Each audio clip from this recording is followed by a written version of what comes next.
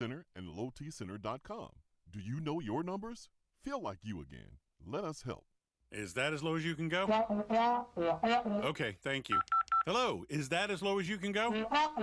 Okay, thank you. What are you doing? Calling around to get the best rate on a car loan. Why? Everyone knows Alcoa 10 is the best choice to purchase a vehicle or refinance your current loan. And with low interest rates and 90 days to your first payment, it's a no-brainer. You can even apply online and sign all the documents from the convenience of your home. Yeah, I don't know what I was thinking. Alcoa 10 Credit Union. It's so easy. Go to atfcu.com for details. Rates are dependent on credit score and equal housing lender. When you start your own business, you know that branding can make or break a new venture. That's why Swain Event relies on 42nd Street. 42nd Street is a strategy agency focused on finding creative, open-minded, results-driven solutions to brand design. After over a decade of operations in East Tennessee, the brand architects at 42nd Street have the experience and creative know-how to ensure the success of your business branding, logo, web presence, and more. To see a real-life example of their amazing work, you can check out our website at swainevent.com. Don't trust the branding of your business to just anyone. Check out my friends at 42nd Street online at 42st.com or give them a call at 865-382-7007.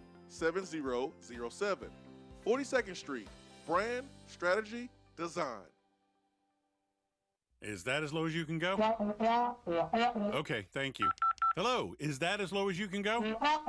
Okay, thank you. What are you doing? Calling around to get the best rate on a car loan. Why? Everyone knows Alcoa 10 is the best choice to purchase a vehicle or refinance your current loan. And with low interest rates and 90 days to your first payment, it's a no-brainer. You can even apply online and sign all the documents from the convenience of your home. Yeah, I don't know what I was thinking. Alcoa 10 Credit Union. It's so easy. Go to atfcu.com for details. Rates are dependent on credit score and equal housing lender.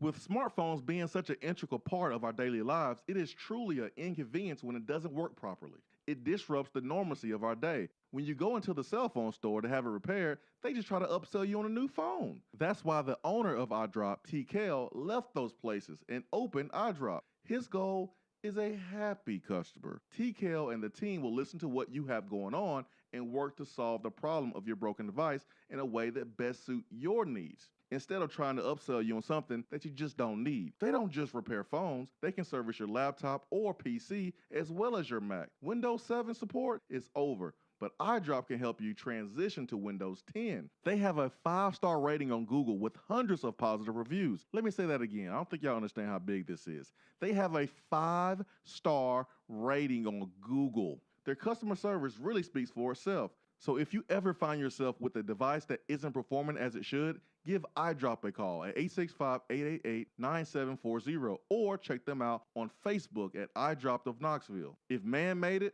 they can fix it. Deep down the middle's got his man, and he's gone. Jason Swain, touchdown. It's time for the Swain Event with your host, Jason Swain. My man. Real sports talk for the real sports fan. All you chumps are gonna bow when I whoop him. It's time for the Swain Event, fueled by Dead End Barbecue. Give me 2 rounds and a Ric Flair.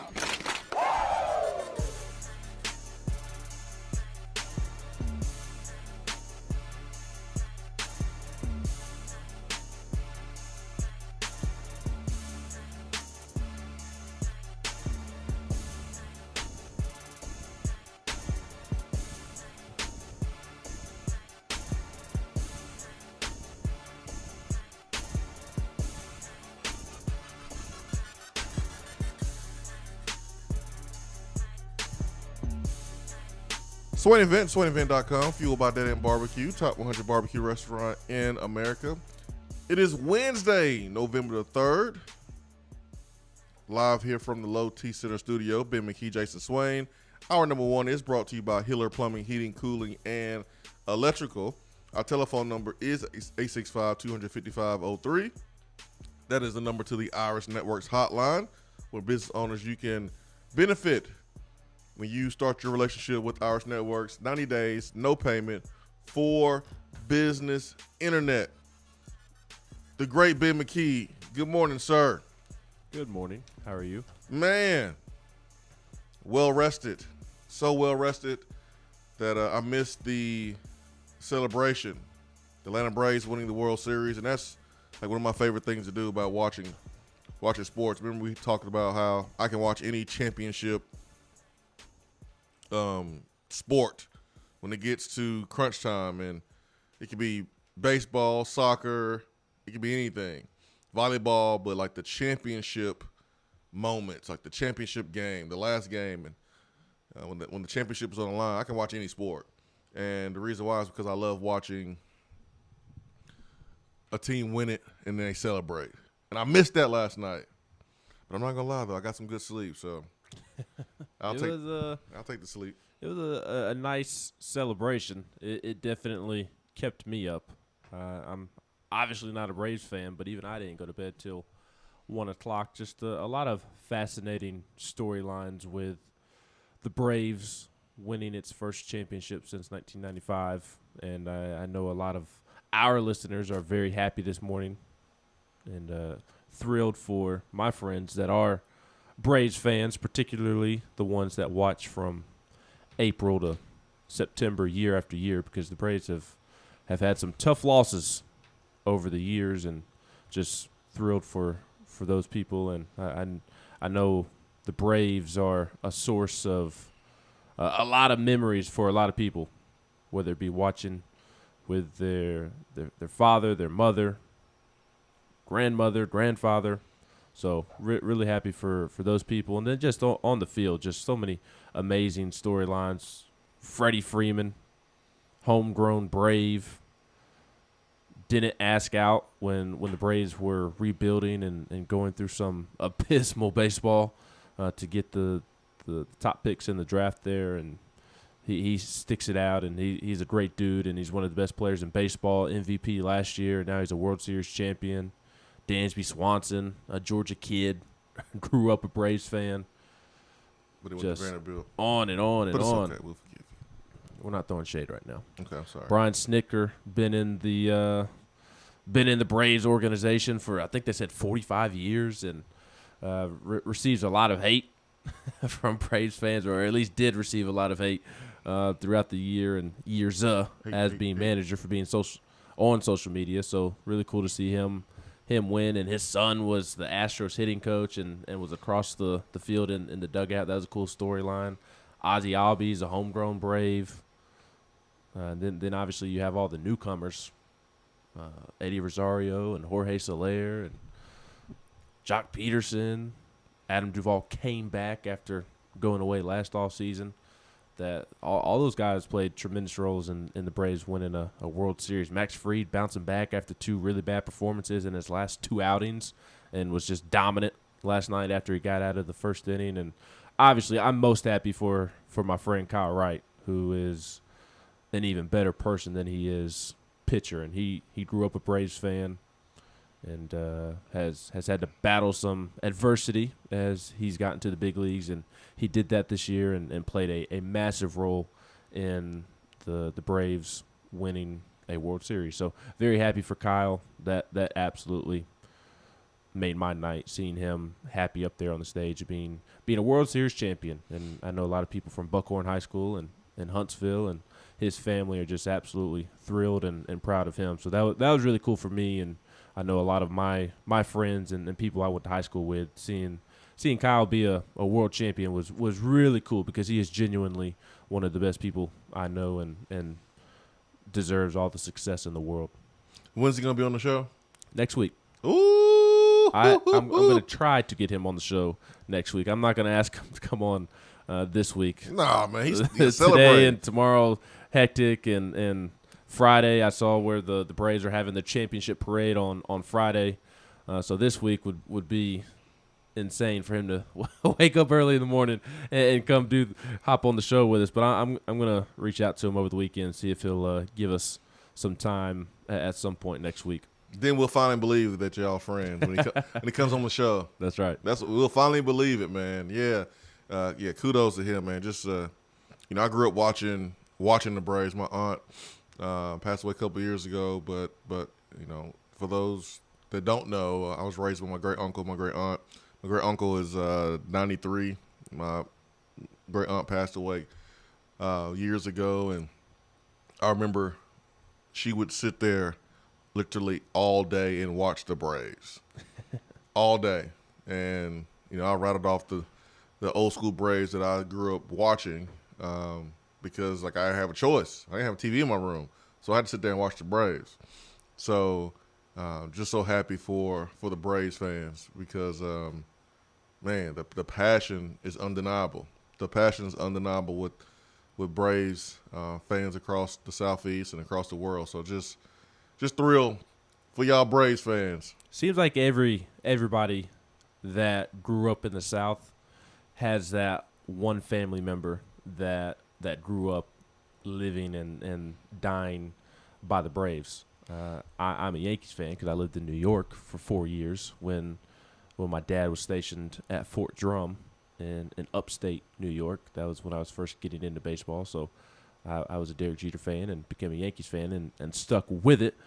And even though I am a Yankees fan, my Pawpaw Pate, my great-grandfather, was the family member in my family that lived and died by the Braves and would sit on his couch and watch the Braves every single day with his circus peanuts. So we all have that family member, and I know it's ultra special for people like Jennifer Morris, whose dad was definitely smiling down on the Braves. Big Orange Mac, his dad was smiling down on the Braves as well, and I don't intend to leave anybody out, but I know that there are those stories out there. I saw a lot of it on Twitter last night, and it's just really cool how sports brings you together and just how it can bring a lot of cruelty and a lot of pain.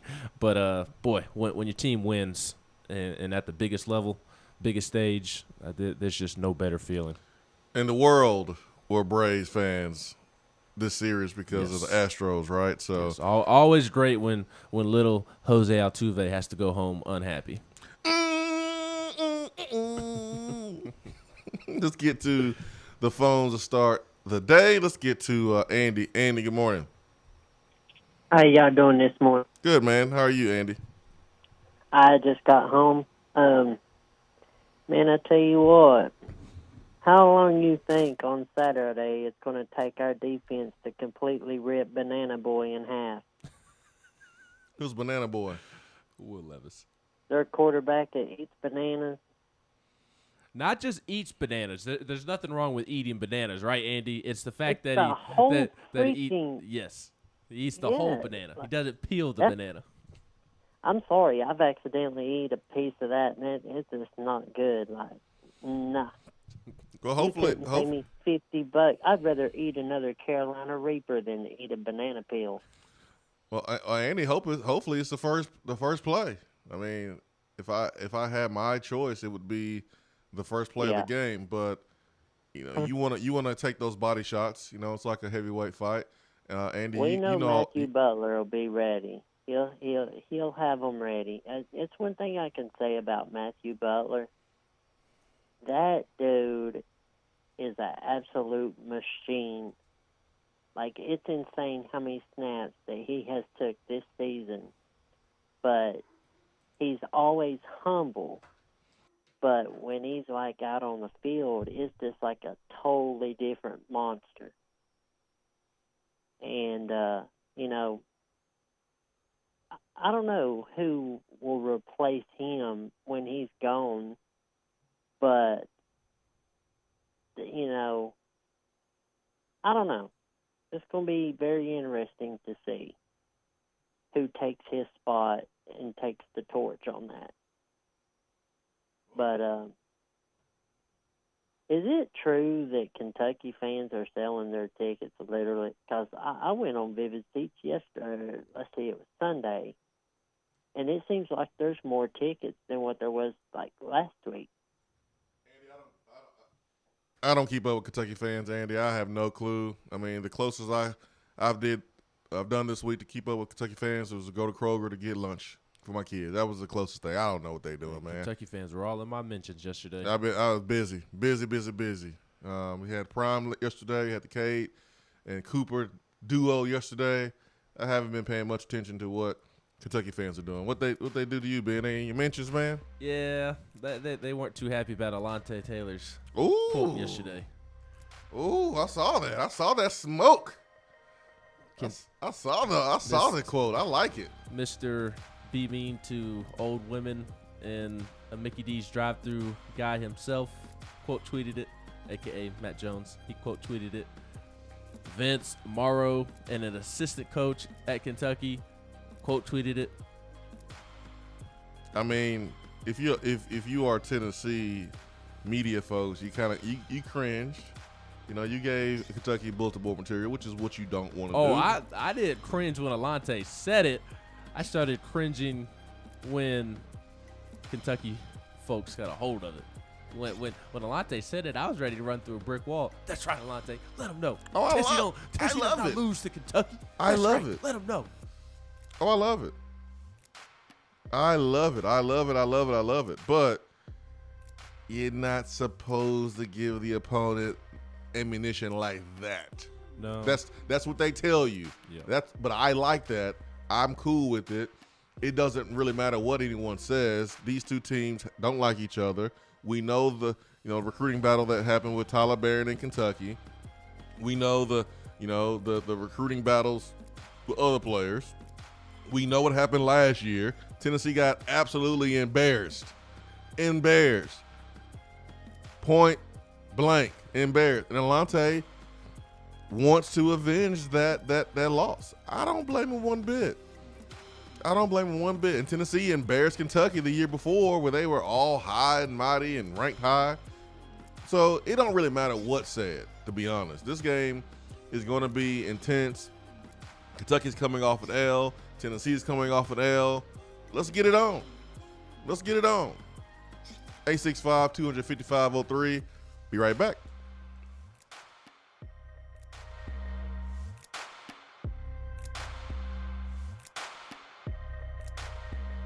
If you want to get in on the conversation, call the Iris Networks hotline at 865-200-5503. Grow your business with Iris Networks high-speed fiber internet.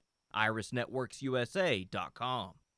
Hi there, Swain Event family. Are you in the market to purchase a home and a bit freaked out with the market right now? As someone who's been in your spot before, I'm familiar with what's going through your brain. And as a realtor, I've mastered the ins and outs of the buying process. When you work with me, you'll benefit from my experience, and together we'll work toward making sound, smart decisions for your future. And of course, talk a little Vol Sports along the way. Just give me a call, Jennifer Morris, Keller Williams Realty, 865-257-7897, or email me at jennifermorris865@gmail.com. Hope to hear from you soon. When you start your own business, you know that branding can make or break a new venture. That's why Swain Event relies on 42nd Street. 42nd Street is a strategy agency focused on finding creative, open-minded, results-driven solutions to brand design.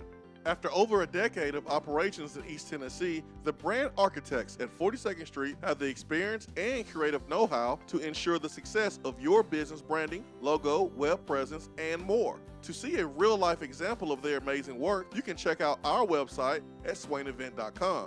Don't trust the branding of your business to just anyone. Check out my friends at 42nd Street online at 42st.com or give them a call at 865-382-7007. 42nd Street, brand, strategy, design. JC's Tree and Landscaping Service specializes in quality tree work done at an affordable price. Trimming and removing trees are their specialty. They also offer other services like land clearing, stump grinding, crane services, and all of your basic landscaping needs for both commercial and residential. JC's will give you a free estimate and beat any written quote by a competitor to guarantee that you get the lowest price around. Don't risk your land with a fly-by-night service. JC's Tree and Landscaping is licensed and insured. Give them a call at 865-599-3799. Top 100 barbecue restaurant Dead End Barbecue is a no-brainer when you are craving the smoky flavor of quality Q. Dead End makes it easy to enjoy their fantastic menu with online ordering from Chow Now for pickup. Or if you don't feel like leaving the house, then have Dead End Barbecue delivered right to your door by Loco Knoxville or Bite Squad. Cheer on your favorite team with the best barbecue around. Check them out online at deadendbbq.com. Dead End Barbecue. The search is over. Is that as low as you can go? Okay, thank you. Hello, is that as low as you can go? Okay, thank you. What are you doing? Calling around to get the best rate on a car loan. Why? Everyone knows Alcoa 10 is the best choice to purchase a vehicle or refinance your current loan. And with low interest rates and 90 days to your first payment, it's a no-brainer. You can even apply online and sign all the documents from the convenience of your home. Yeah, I don't know what I was thinking. Alcoa 10 Credit Union. It's so easy. Go to atfcu.com for details. Rates are dependent on credit score and equal housing lender. With smartphones being such an integral part of our daily lives, it is truly an inconvenience when it doesn't work properly. It disrupts the normalcy of our day. When you go into the cell phone store to have it repaired, they just try to upsell you on a new phone. That's why the owner of iDrop, TKL, left those places and opened iDrop. His goal is a happy customer. TKL and the team will listen to what you have going on and work to solve the problem of your broken device in a way that best suits your needs, instead of trying to upsell you on something that you just don't need. They don't just repair phones, they can service your laptop or PC as well as your Mac. Windows 7 support is over, but iDrop can help you transition to Windows 10. They have a 5-star rating on Google with hundreds of positive reviews. Let me say that again. I don't think y'all understand how big this is. They have a 5-star rating on Google. Their customer service really speaks for itself. So if you ever find yourself with a device that isn't performing as it should, give iDrop a call at 865-888-9740 or check them out on Facebook at iDrop of Knoxville. If man made it, they can fix it. For a replay of each day's Swain Event TV, like us on Facebook.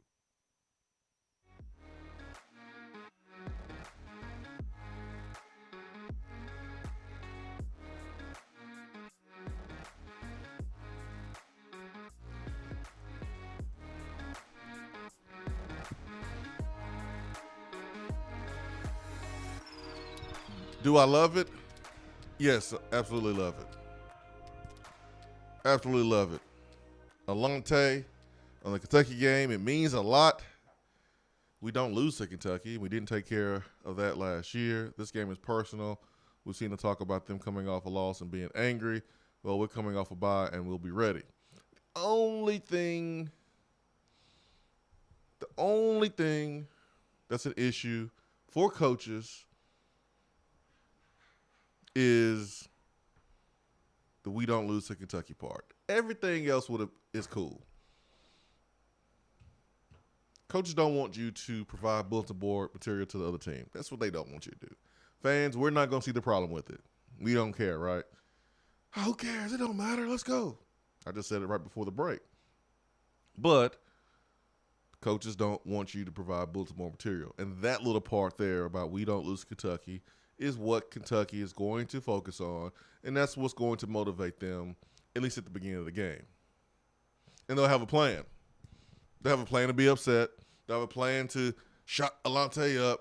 They can't wait to go at Alante and make a play on him, make him eat his words. But you know what Mike Tyson said, Ben? You know what the great Mike Tyson said? Everybody has a plan until they get punched in the mouth. Damn right. Everybody got a plan until they get punched in the mouth. Tennessee has a plan. Kentucky has a plan. But who's going to punch the other team in the mouth? Who's going to get up?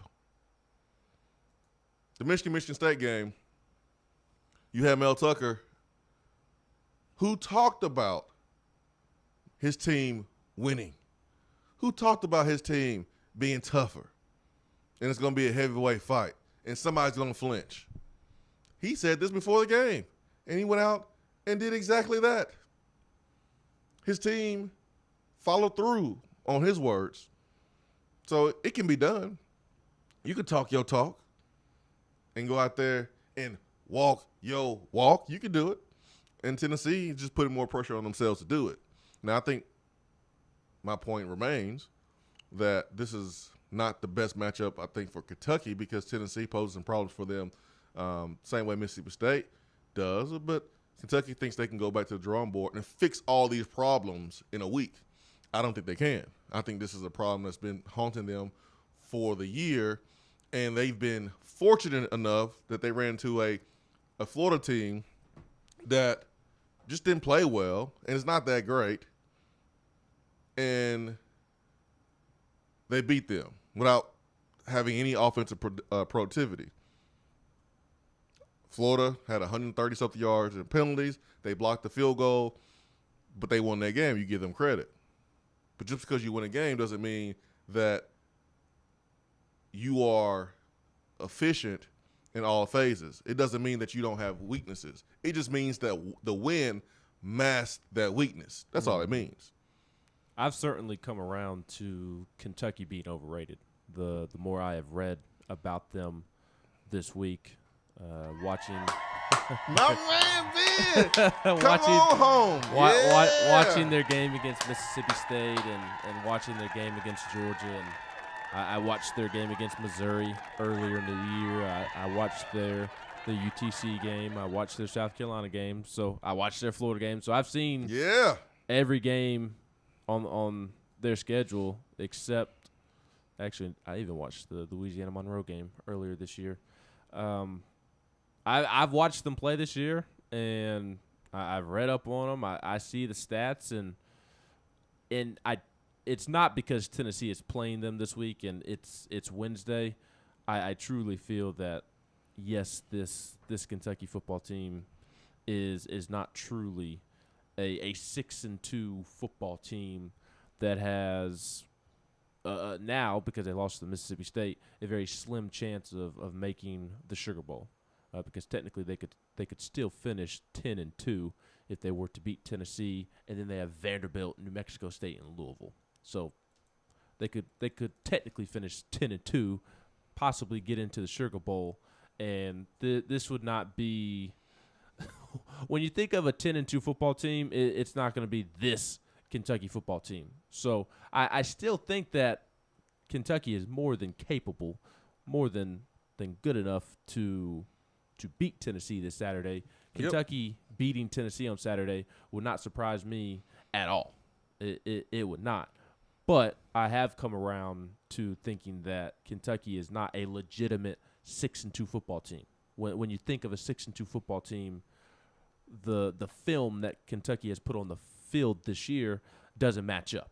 At least it doesn't for me. And the stats back that up. It's Will Levis. He's gotten worse as the season has gone on. Now, he was better against Georgia than you think he would be. Kentucky loses 30 of 32-13, but Will Levis was pretty efficient. He just ran into a buzzsaw in that football game, and he wasn't necessarily the issue, and he was really good against LSU.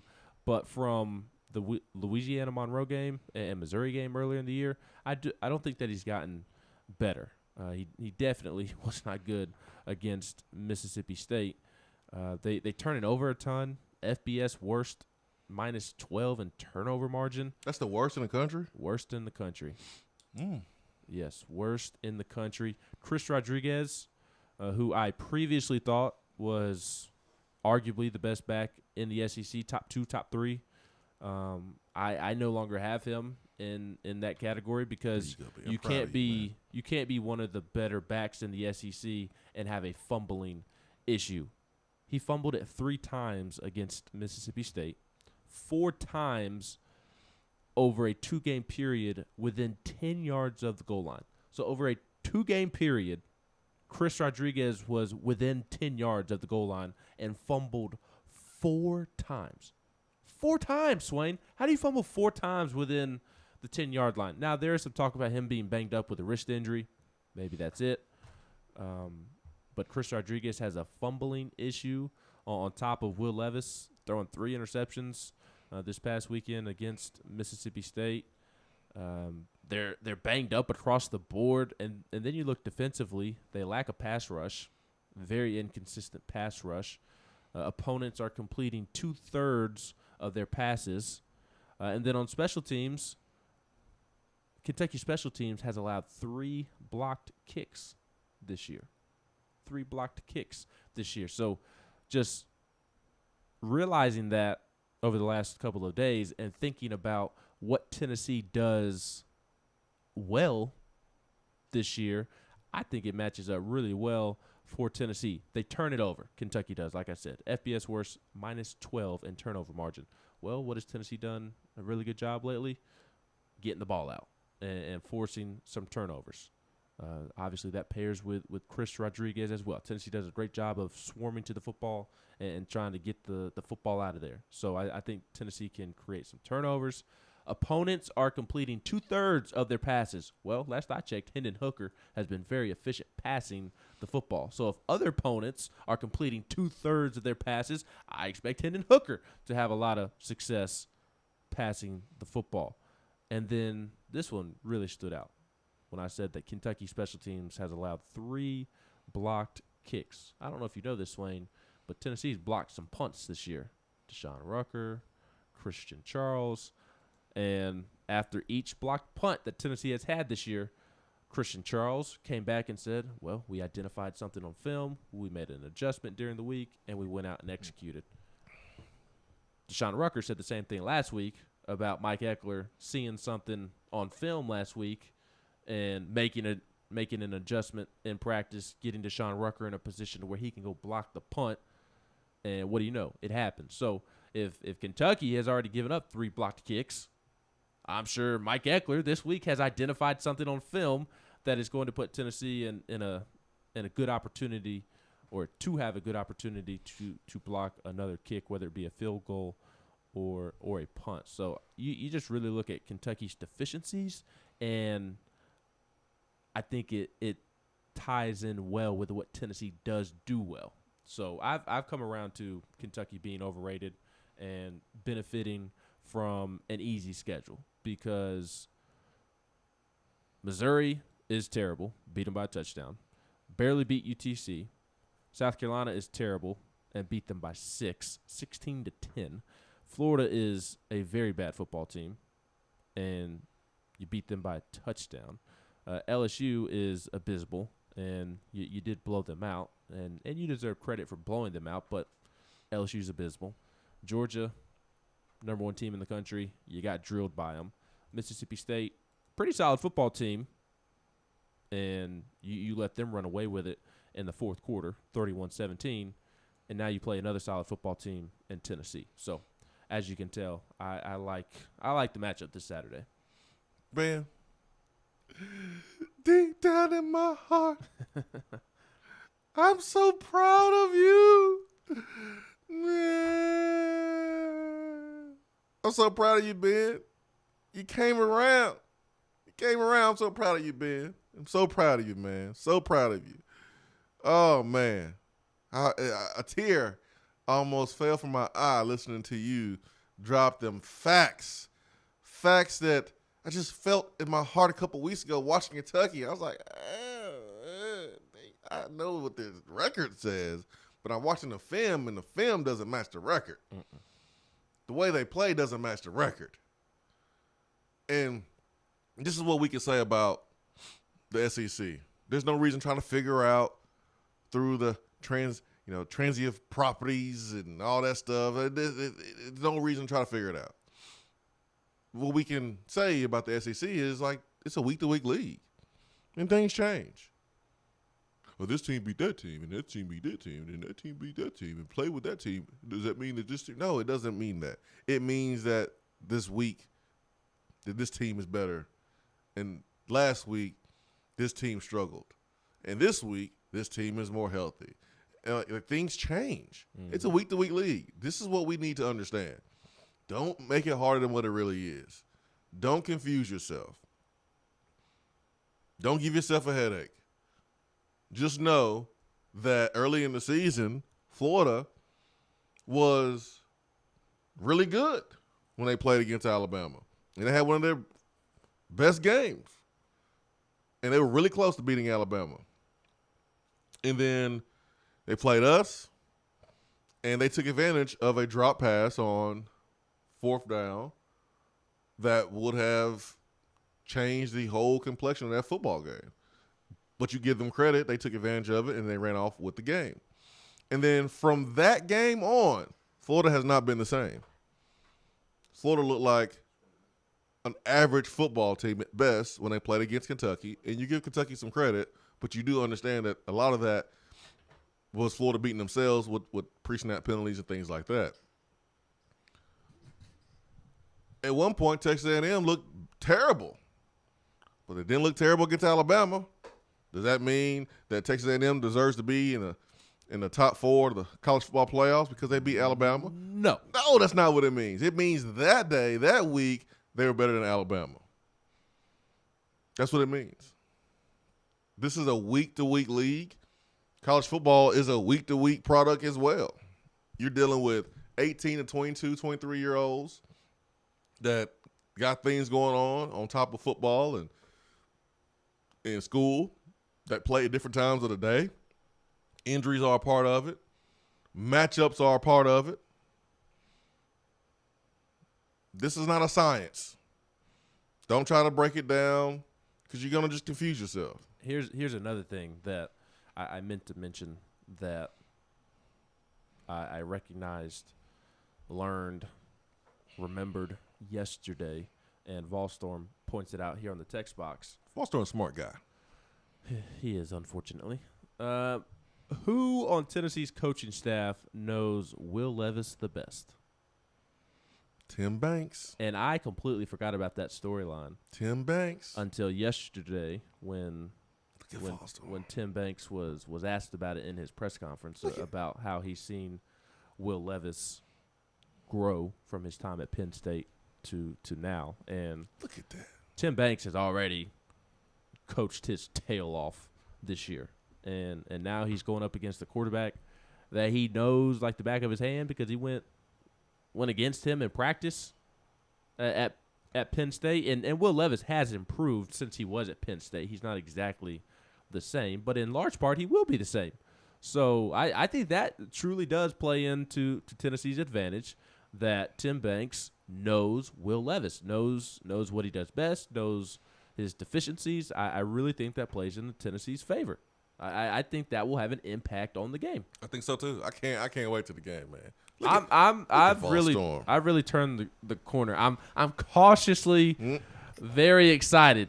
Come on over here, man. Like everything is in Tennessee's favor. The matchups favor Tennessee, in my opinion. I just showed my work, but I also recognize that Kentucky is very physical in the trenches. And if Tennessee isn't ready to match that physicality, which I think that they will, but if they're not for some reason, then Kentucky will beat their tails. Yeah. And sure. Will Levis is a capable quarterback. Chris Rodriguez is a capable running back of beating you up. If I remember correctly, last time we were in Lexington, Chris Rodriguez had a big game, or maybe it was last year, but he's had success against Tennessee in the past, if I remember correctly.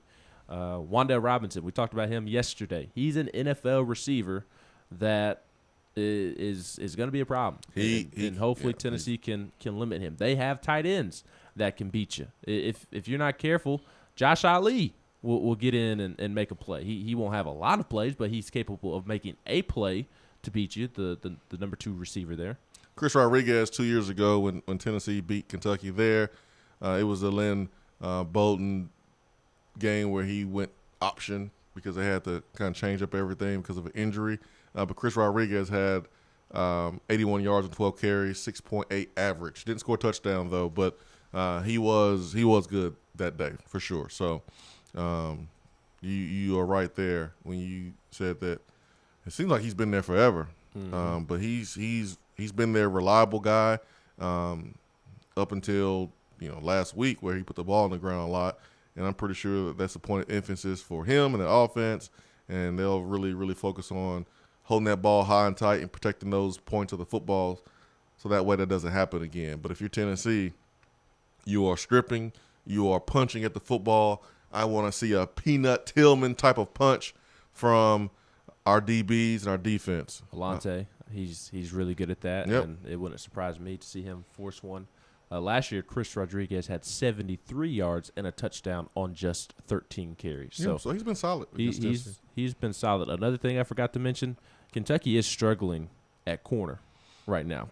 Ben, I'm proud of you, man. Keep it coming. They are struggling. Keep it coming, Ben. In the secondary. They're not a bunch of bums, but and Kentucky's secondary has been as good as anything under Mark Stoops. They've put a lot of DBs in the league under Mark Stoops. They've been really solid back there, but seems like they've taken a step back this year And remember, the coach that went to Michigan from Kentucky, Clinkscale, whatever his name was, he was the secondary coach that everybody loved. And he left, and now Kentucky has had some issues on the back end. And a secondary that's struggling to keep guys in front of them and keep track of guys with Javonte Payton running around and Velus Jones running around and Cedric Tillman running around. That excites me. So the matchups favor Tennessee on paper going into the game.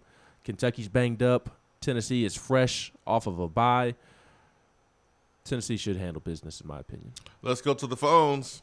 So proud of you, Ben. Let's get to Coy in Macon. Coy, good morning. Hey, good morning, guys. How y'all doing today? We good, Coy. We sound like you are good, too.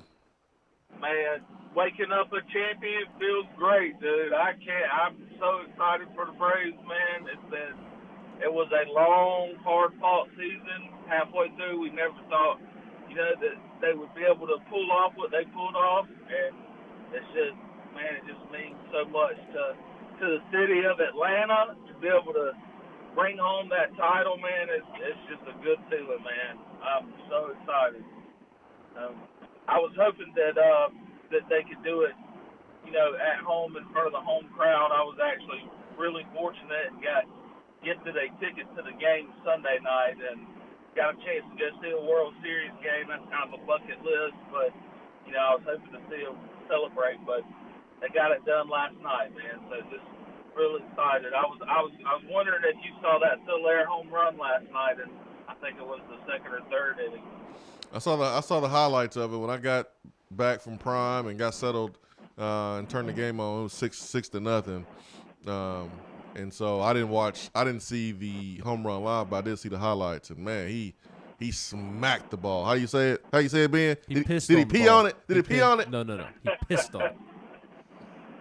Oh man, that was such a big home run, man. It was like we just felt like we had it, after that, and I felt like we took the theme out of Houston, and it was all Braves after that, man. But I'm glad it's over, man, because it's kept me up late for a week straight now, and I feel like I can finally move on, get back to Tennessee football, and get some good rest. I know that's right. Them games was late. I don't know why they do those games so late. Yeah, they baseball has a couple of different issues that they need to fix within the time constraint of the game. First and foremost, the thing that pops out to me is that you can't have the game ending at 11:30, 12 o'clock on school nights, because theoretically the best moments of the game are happening towards the end of the game, and you want kids to see those moments so that it sticks with them growing up and they become baseball fans because of those moments. We all have moments that we remember watching as kids, whether it be a Super Bowl, NBA Finals, World Series, national championships. We have these moments that stick out in our head, and it helped us be a fan of that sport for a long time. And baseball is having games, World Series games, where, again, theoretically the best plays in the game happen towards the end when a team is winning, and kids aren't staying up to see it because most kids are in bed. So that's an issue to me. And then just the simple fact of having a baseball game go over 4 hours. I can sit and watch it all day long because I love baseball, but I know I'm in the minority. And if baseball wants to grow the game and get people who don't want to sit through 4 hours of baseball, they've got to find a way to shorten that. And I realize the World Series is a little bit different, more commercials, more ads, more reads, so on and so forth. It's naturally going to be longer, just like the Super Bowl or national championship game. But just as a whole, they've got to figure out a way to trim the length of these baseball games down. Yeah, absolutely, man. Well, it's like I said, glad it's over with, and glad to move on. Feel like I can get back to my number one passion, which is Tennessee football, and just talking about Kentucky. I live in Middle Georgia. not many of us Tennessee fans here, and I know one real big Kentucky fan, and he's kind of been giving it to me all year and talking a little smack. He bought a ticket to go up to Kroger Field and watch them play the ball Saturday night, and he's yet to return my text when I've asked him after Saturday if he's still going. So his tone has changed this week? Yeah, man, tone has definitely changed this week. So, man, I feel good about the game, man. Tennessee, coming off the bye, maybe got some folks healthy, and just continue to improve this week, man. And I just want to give you guys a shout this morning. After the game last night, man, just decided I had to talk to two of my favorite sports guys. So, go Braves, go Vols, and let's pull it off this week, man. Man, I love it, Coy. West Tennessee Vols says y'all's hype is both a blessing and a curse. We're making the trip to Lexington, and I'm hyped. I see what you did there about it, but it's making me nervous too. Hey, man, it's there for the taking. I'm just telling you what we see when I saw on film, and Ben's telling you what he saw on film, watching Kentucky and covering this football team. And if Tennessee don't win, it's their damn fault, because they should win this game.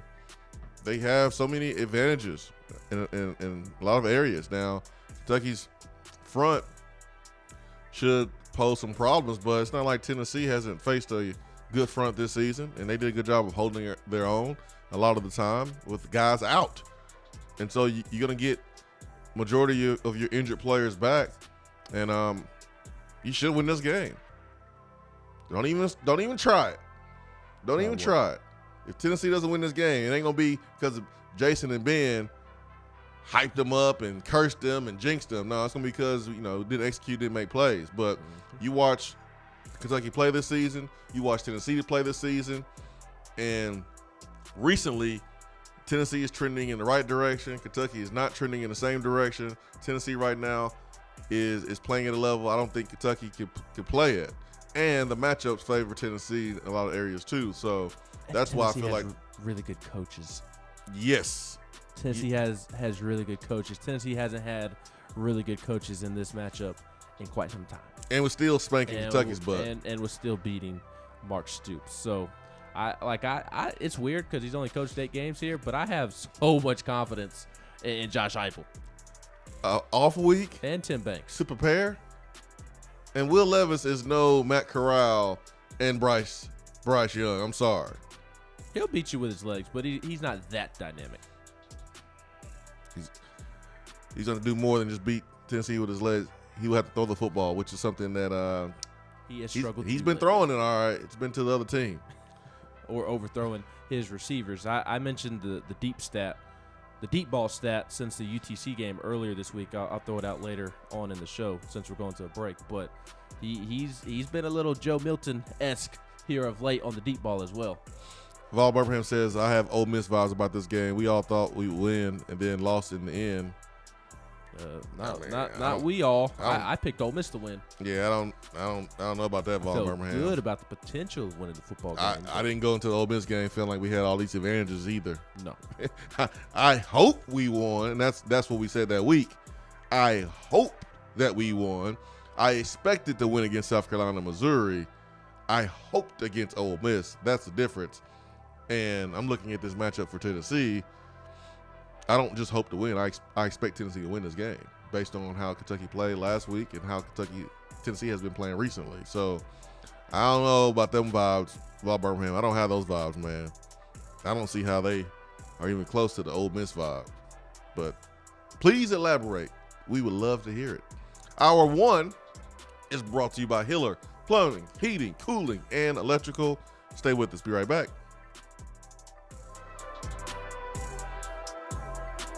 At work, can't call in? Don't feel bad. You can talk to the guys in the text box. It's part of the free Swain Event app. Top 100 barbecue restaurant Dead End Barbecue is a no-brainer when you are craving the smoky flavor of quality Q. Dead End makes it easy to enjoy their fantastic menu with online ordering from Chow Now for pickup.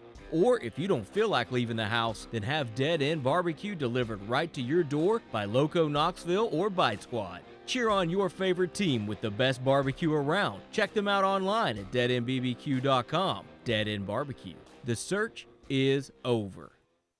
Litter is a big problem in Tennessee, but together we can do big things. We can make our cities, our waterways, our roads cleaner and safer. The Tennessee Department of Transportation is committed to reducing litter in our communities, but we need your help to do it. There are over 100 million pieces of litter in our roads at any given time, and it costs TDOT about $19 million a year just to clean it up. The first step to keeping Tennessee beautiful is to rally behind these 3 simple words. Nobody trashes Tennessee. Join the Nobody Trashes Tennessee movement at nobodytrashestennessee.com. Out-of-town law firms have been swarming into East Tennessee lately. Firms from Memphis, Chattanooga, and Birmingham have stormed into the area. Wouldn't you rather do business with a local law firm? You know, a true neighbor. Marcos Garza and the pros at the Garza Law Firm are just that. They are our neighbors and friends that support local causes year-round. The Garza Law Firm works to serve you professionally on criminal matters, injuries and accident matters, and Social Security and disability filings. The Garza Law Firm is here for you at garzalaw.com. The Garza Law Firm, let us help. JC's Tree and Landscaping Service specializes in quality tree work done at an affordable price. Trimming and removing trees are their specialty. They also offer other services like land clearing, stump grinding, crane services, and all of your basic landscaping needs for both commercial and residential. JC's will give you a free estimate and beat any written quote by a competitor to guarantee that you get the lowest price around. Don't risk your land with a fly-by-night service. JC's Tree and Landscaping is licensed and insured. Give them a call at 865-599-3799. Guys, your health right now is more important than ever. I recommend Low T Center. That's where I get my levels checked. It all starts with the annual wellness exam where they do a comprehensive health assessment exclusively for men, making it quick and easy to take care of your health. And now they offer monitored self-inject at-home testosterone treatment. Most insurance is accepted. Go to lowtcenter.com now to book your appointment and make your health a priority. Low T Center, reinventing men's healthcare. I just wanted to come by and congratulate you on the great work you've been doing. I like your style. You remind me of a young me. Failure is not an option. That boy is good. Always remind yourself, nobody built like you. You design yourself. Attaboy. Attaboy is brought to you by Made in Tennessee Business Fiber Internet from Iris Networks. Find business solutions for you at irisnetworksusa.com.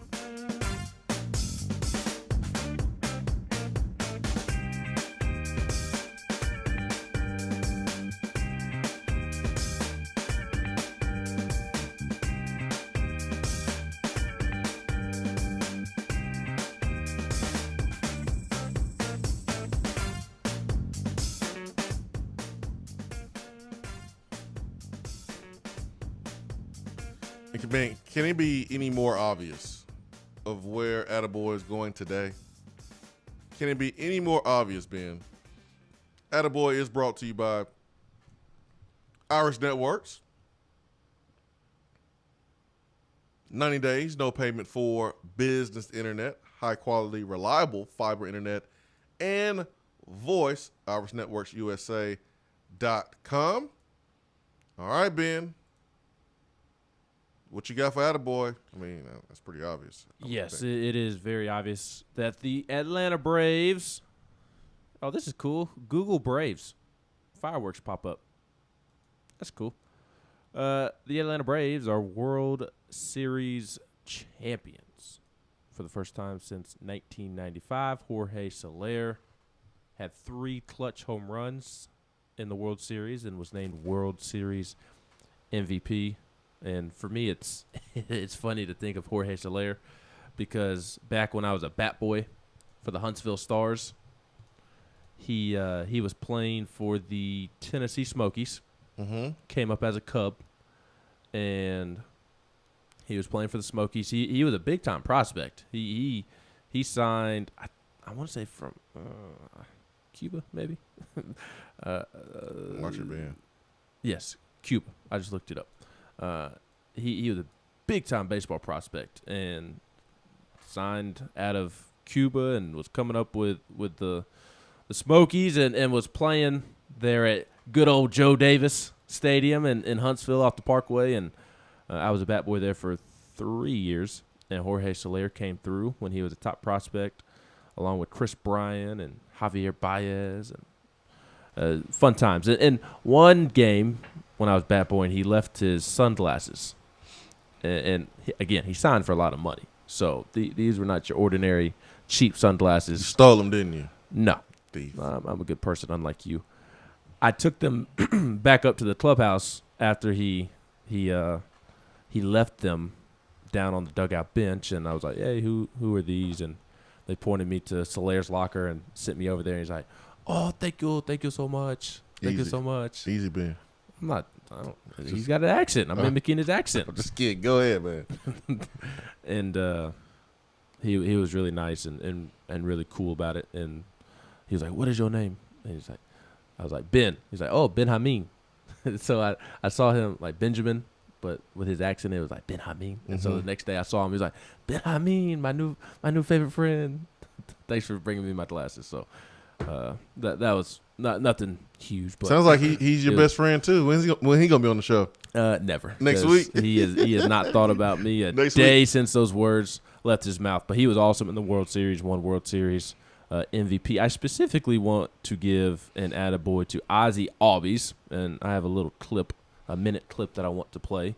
Ozzie was struggling in the World Series. Played terrific last night, and everybody was talking about his bat. Ozzie was tremendous in the field with his glove, and the Braves don't get out of the jams, some of the jams that they were in, if it weren't for the glove of Ozzie Albies. So although he was struggling at the plate, he was still helping the Braves win by what he was doing in the field to help the Braves get out of some big-time jams throughout the series. But because he was struggling with the bat, he was dropped in the lineup going into last night, hit 7th, and he's a guy that was typically at the top of the lineup.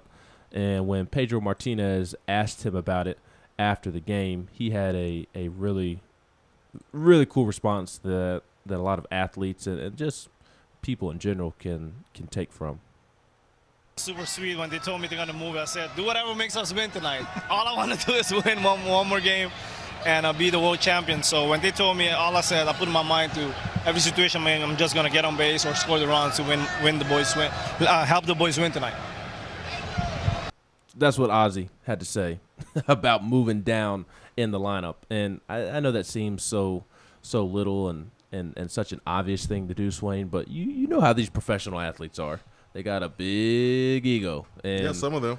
A lot of them have a big ego, and a lot of them, even though it's a World Series, and as Ozzie said, you would think that they just want to win the World Series, a lot of them would have an issue with being bumped down in the lineup, regardless of when it was happening. So I think it was really cool and very telling of Ozzie himself and of the Braves' culture in that clubhouse that led them to win a World Series, that somebody as good as Ozzie and one of their better players was more than happy to drop down in the lineup if that meant helping the team win. And it worked for him. Took some pressure off of him, and in his first at bat, got down 0-2, and the pitcher who was out there rocking a baby looking like an idiot on the mound. You see that? The Houston Astros pitcher? Every time he'd go into his windup, he would rock the baby. He didn't do it every pitch, but he did it enough where I was like, what is he doing, man? Well, he did it when he was in his windup. You're in your windup, which is the long windup when nobody is in. And did a little step. He did a little step right. with it, too. You do that when nobody is on base, but when somebody is on base, you go from the stretch. So you can't do all that funky motion because it's called a balk. You have to come set and then pitch. But it's so annoying to see him do that. But he threw a fastball right down the middle to Ozzie, and Ozzie hammered it for a single. And I think he had another big hit and made some great plays in the field. So kudos to Ozzie Albies. I know the Braves get an attaboy, but I wanted to highlight Ozzie Albies as well since we talked about the Braves a good bit to start the show. Yeah, good stuff, man. Good stuff. I know one place that's going to be jumping in the A after that World Series. IKEA. They got wings there too, don't they? I want to know on the text box, when Joe Buck kept referring to Marietta, did that annoy you Brave fans? He kept referring to back home in Marietta? It annoyed my wife. she's Atlanta through and through, and she noticed it for real. Oh, man. Hour 2 coming up.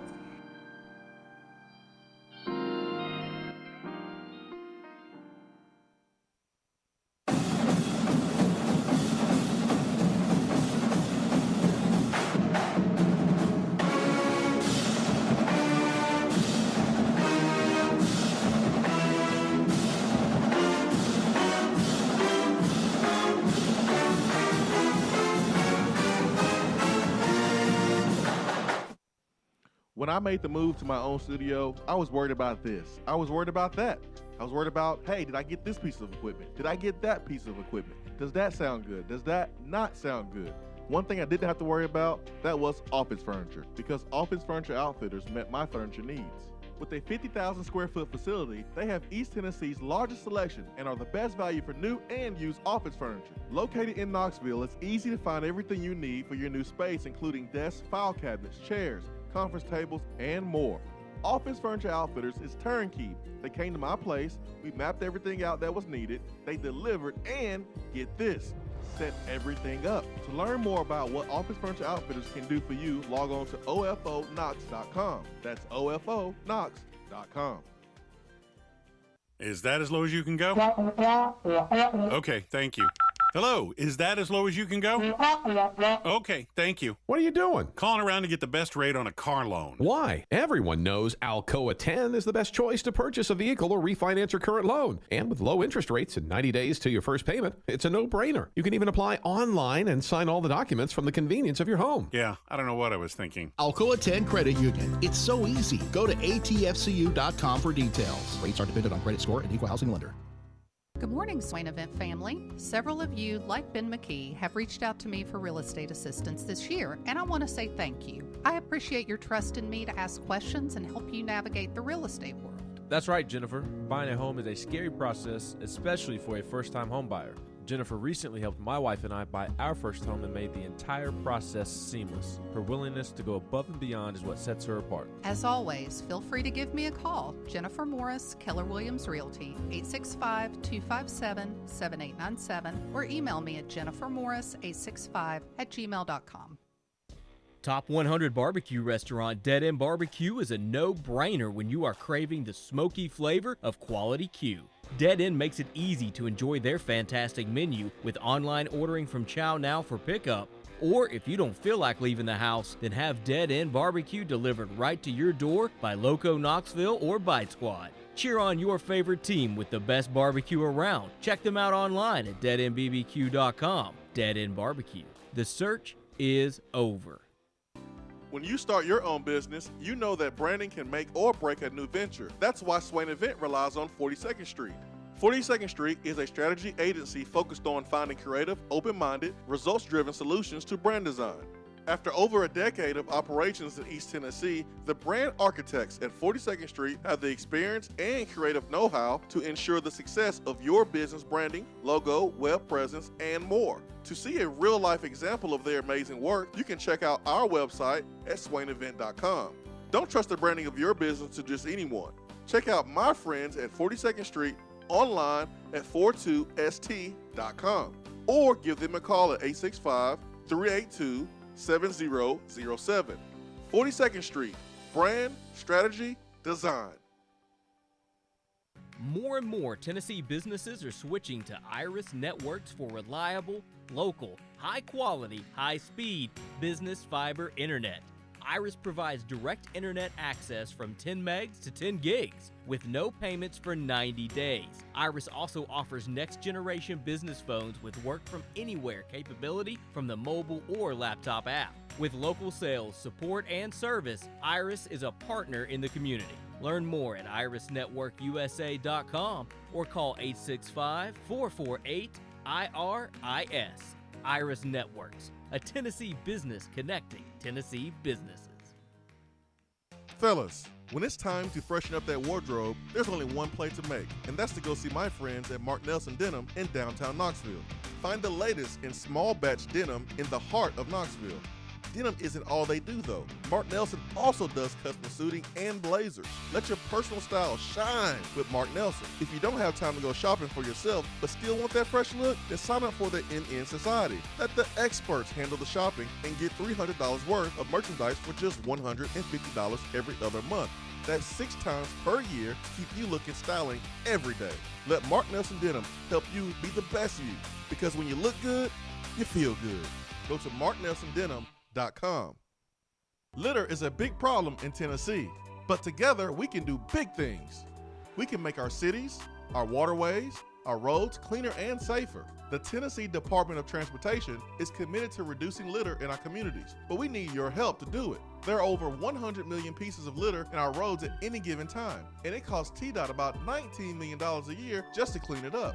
The first step to keeping Tennessee beautiful is to rally behind these 3 simple words. Nobody trashes Tennessee. Join the Nobody Trashes Tennessee movement at nobodytrashestennessee.com. Touchdown or Turnover is backed by Alcoa 10 Federal Credit Union, a place where you belong.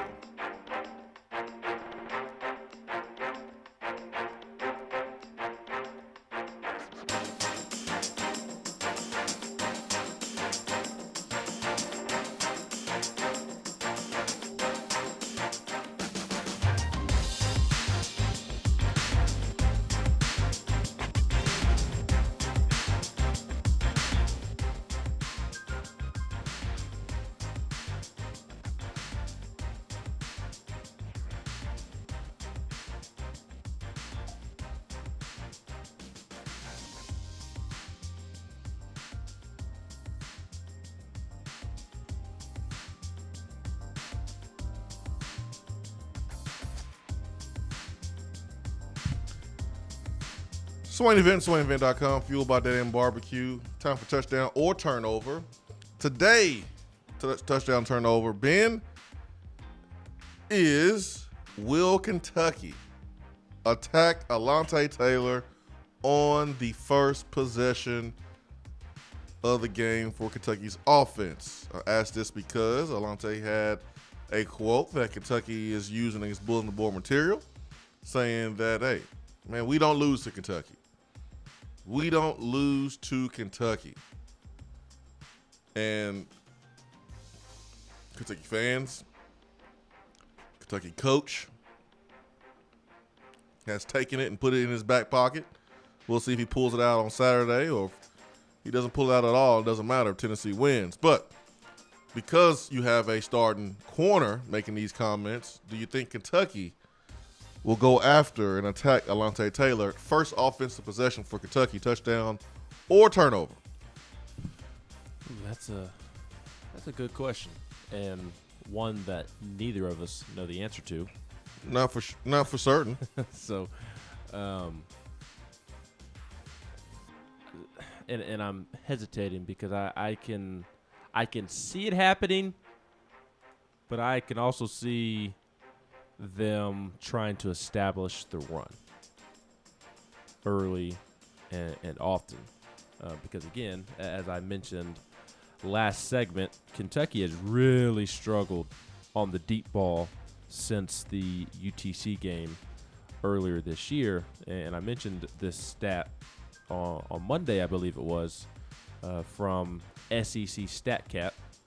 I encourage you to go follow SEC_StatCat on Twitter.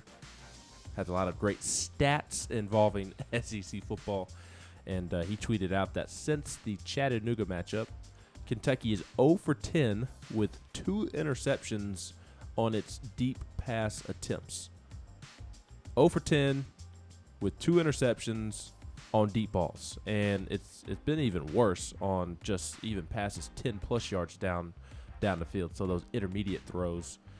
12 of 33, 3 touchdowns to 5 interceptions, and just 6.4 yards per attempt. So Kentucky's struggling to throw the football right now. And if you go watch it on film, Swain, you see that the opportunity is there for plays to be made. I don't think it's a play calling issue for Kentucky. Liam Cohen coming in from the Rams. He's dialing it up at the right time, especially in the Mississippi State game. There were at least 3 instances off the top of my head in which the deep ball was open, the play was open, and Will Levis just either was late with the ball and got picked off, or he just overthrew the receiver. Yep. So that makes me think that no, Tennessee is not going to pick on Alante to start the game just because of his comments. I think that they may try to pick on him in the run game by running to his side of the field and maybe trying to steamroll him and cockroach him, put him on his back, put some tire marks on his back. I think that's how they may try to bully him. And for Kentucky, they're going to have to win this football game on the ground. They're going to have to establish the running game and hopefully be better on play action. I mean, even I saw a stat on Kentucky throwing play action. Will Levis was just 3 for 6, 50%. So they need to try to get the play action going again. So I think they'll try to establish the run, and I think they'll come out and try to run it down Tennessee's throat. There's no way to 100% know this until we get to the game, but I'm saying touchdown. I think they will because Ole Miss took some shots towards Alante Taylor's side, not because Alante had anything to say, just because, they felt like those guys at Ole Miss ran better. And honestly, Alante got beat. The throw was too far for the receiver, but Ole Miss had some shots, and then you saw Alante get beat on the slant and go, the sluggo in the corner of the end zone for a touchdown. So I know Alante is a good player, but he has some weaknesses, and I'm pretty sure if they can match up Wanda Robinson on Alante with some double moves or just some routes where he's able to show off his speed, they might have some opportunities. But it's Will Levis' ability to deliver the football that's a question. Will he have enough time, and will he be accurate if he does get the time? So I'm going to say touchdown. I think Kentucky will take some shots, and I think because Alante is a starting corner that he's going to have to defend those shots. I don't think Kentucky's going to be able to run the football just to beat Tennessee. I think Kentucky's going to have to hit some deep shots and make some plays down the football field, some explosive plays. I don't think Kentucky is built to just methodically beat you with just running the football. And I don't think Tennessee is a football team that's going to let you do it. If you're going to beat Tennessee, it has to be with how Ole Miss was able to do it, how Alabama was able to do it, and that is explosive plays. Now, Ole Miss was able to do it with their run, with their quarterback, and then they hit some big plays over the top. Alabama had 2 receivers go for 100 yards.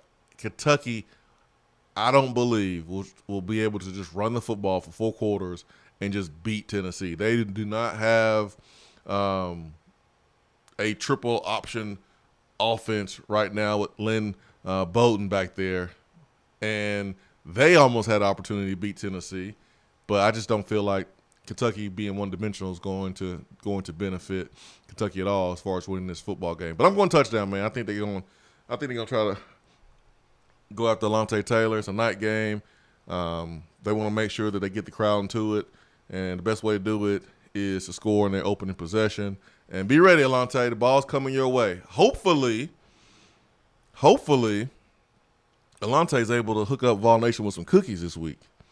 Going to need some turnovers for sure. Because Jonathan Wade, you missed the show on Friday, but Jonathan Wade, former Tennessee DB, was like, hey, man, where are my cookies?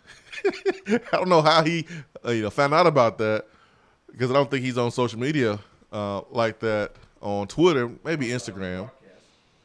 Yeah, maybe the broadcast. I had to ask him, but Jonathan Wade brought up, like, hey, man, you tell number 2, tell Taylor, man, make a play. I'm trying to get these cookies. So Alante will have plenty of opportunities, I think, on Saturday, because I think Kentucky's coming.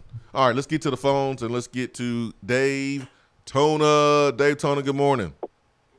Good morning, guys. How are y'all? Man, wonderful. How are you? Doing great. That's good to hear. Wayne? Yes, sir. The other day I called in and I was complimenting, or I was saying I was thankful for, I think it was a Ball Nation, saying that he, about my previous conversation, And then, I'm going to play a little instigator today, and I'm going to poke a little fun at old Benjamin because after I got off the air and, people were talking about Florida's a different breed, it's its own place, and if you need proof in that, all you have to listen to is Dave Tona when he calls in his conversation. So, I give you the crown most of the time about being an instigator, and Ben will admit to being an instigator, but I don't think a lot of people realize how much of an instigator Ben is. So I'm going to instigate Ben a little bit. Okay. Ben does really good work in describing situations. He does his homework, okay? But something that he just failed miserably at. Miserably, man. He was talking about the day when he was a bat boy and the World Series MVP was playing there, and he lost it. He forgot his sunglasses. And Ben supposedly had this conversation with this Cuban guy. Now, I wish that you could go back and play Ben's voice in describing how this Cuban guy spoke back to Ben, because it was flat out a Japanese or Chinese accent. No, and this guy it was terrible. Cuban. It was absolutely. You sometimes Ben, you just need to stick with what you know, bro. That's fair. Because that voice impersonation is not one of them. Yes, no, I agree. That's not being. That's not my forte. No, not at all. And I don't even know how Ben understood them, because I didn't know that they had minor league translators for guys because this guy sure as heck had no idea what the American announcer was asking him last night without his interpreter. This is true. He knows how to say thank you. He did end his interview on the podium with the trophy. He did say thank you in English to all the Braves fans. So he did know how to say thank you to me. Interpreter. Yeah, but you said he Translator. said more than that, Ben. You said he said your name and everything. You must have took a foul ball in the head that game. Well, he can repeat my name to me. If I tell him, he can repeat it back to me. Well, I don't know. He could probably do that, but he probably can't do it in Japanese or Chinese. This is true. You have not told a single lie since you have been on the airwaves this morning, Dave Tona. I am an instigator. I admit to it. I instigate probably more than people realize, and I am not good at mimicking accents, which is good because I probably won't be canceled anytime soon. And I don't know why people are going to get offended because whoever the announcer was said back home in Marietta. They are called the Atlanta Braves, and they were stationed in Atlanta for a very long time. But right now they do play in Marietta. They're called the Atlanta Braves. That's okay. The Tennessee Titans are called Tennessee Titans, but they play in Nashville. They're called the Tennessee Titans. So you call them what their name is. It's called Atlanta Braves. That doesn't mean that that's where you play. That their stadium, their new awesome stadium, is in Marietta, Georgia. Hey, the Washington football team, they don't play in Washington. They play, I think like Landover, Maryland. So just because your stadium, you can't even really use them guys because when you got a team named like the Washington football team, I don't think they really know where they are or what they do. They've been playing the same stadium as they were before when they were called the. Go back to the phones. So what I do want to point out that I thought it was funny that everybody was mad at Joe Buck for mentioning that the Braves have not re-signed Freddie Freeman or given him a contract. That was another thing that Joe Buck said that really made Braves fans mad. And the Braves deserved that comment. They deserved that comment. You have no right to be upset with Joe Buck. Be upset with the Braves because it's egregious that they have not re-signed Freddie Freeman. The fact that they have not given him a contract after all he has given to the organization. Again, he's homegrown, like I said earlier. They had some abysmal years of tanking to set themselves up for high draft picks, and not once did Freddie complain. He's the best player on the team. He's the leader on the team. The fact that the Braves have not paid him is egregious. So I didn't understand the frustration with Joe Buck making that comment. Maybe not the time when he's trotting around the bases. I get that part of it. But the Braves deserved that comment because it's embarrassing that they have not already signed Freddie Freeman. I'm with you, man. I'm with you. Who's next? Cortonval. Cortonval, good morning. Good morning. How about Daytona trying to call Ben out his name and tell him to stay in his lane?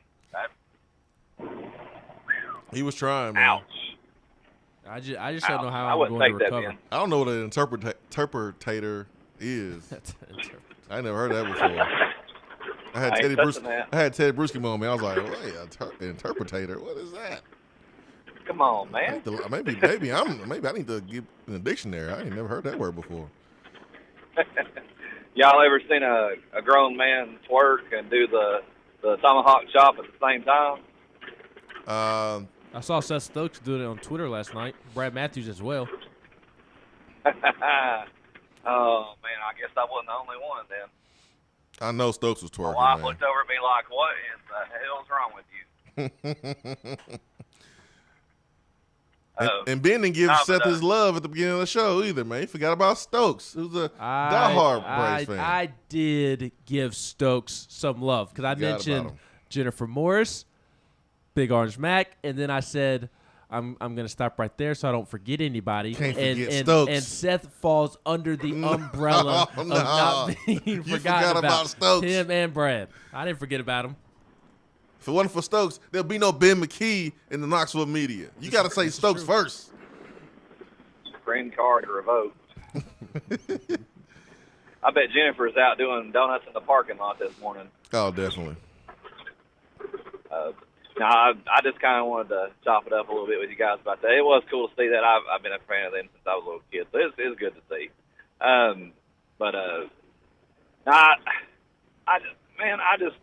The Kentucky fans are getting on my nerves because you give them a little taste of success, and granted, now they played hard, they earned their right to talk a little smack, but I'm more on board with what you guys have been saying. That 6-2 record is, that's a little bit fraudulent because they've just not been playing clean football in a lot of in all three phases. They really haven't. I'm not impressed. Does their front four give you a little pause? I believe it really does. And I think their offensive line is above average, even in this league. I think it's very, very solid. But you have to have the right guy pulling the trigger back there behind that line. I just don't. Will Levis doesn't scare me. He does. Have they truly improved from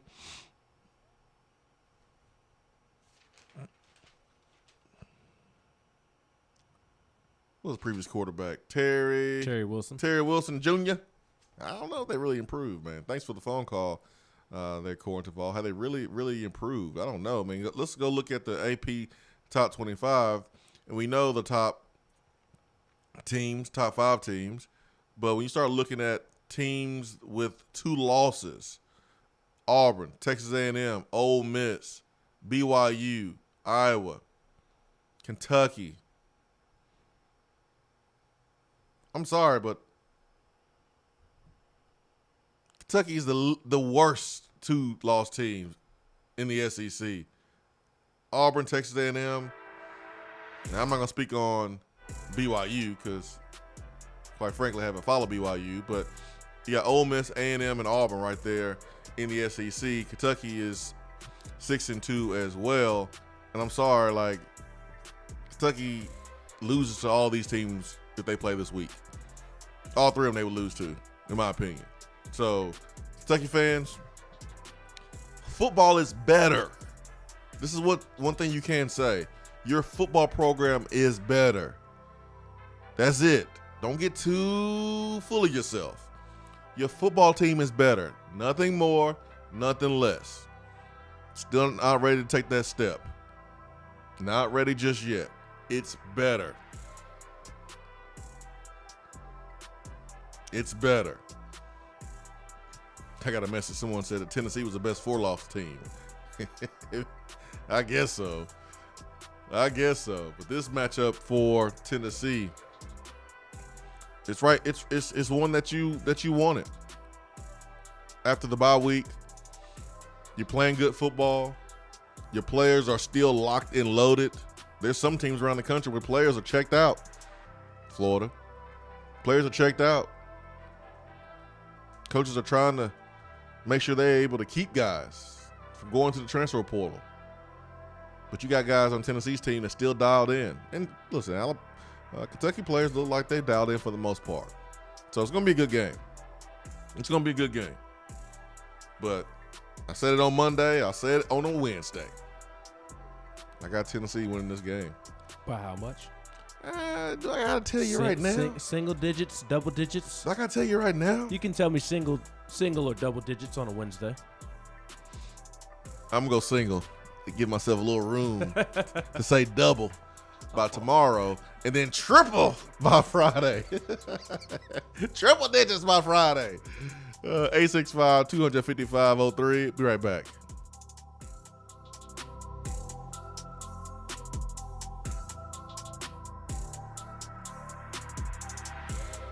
I'm Vince Moore, wide receiver, VFL 1991, and you're listening to the Swain Event.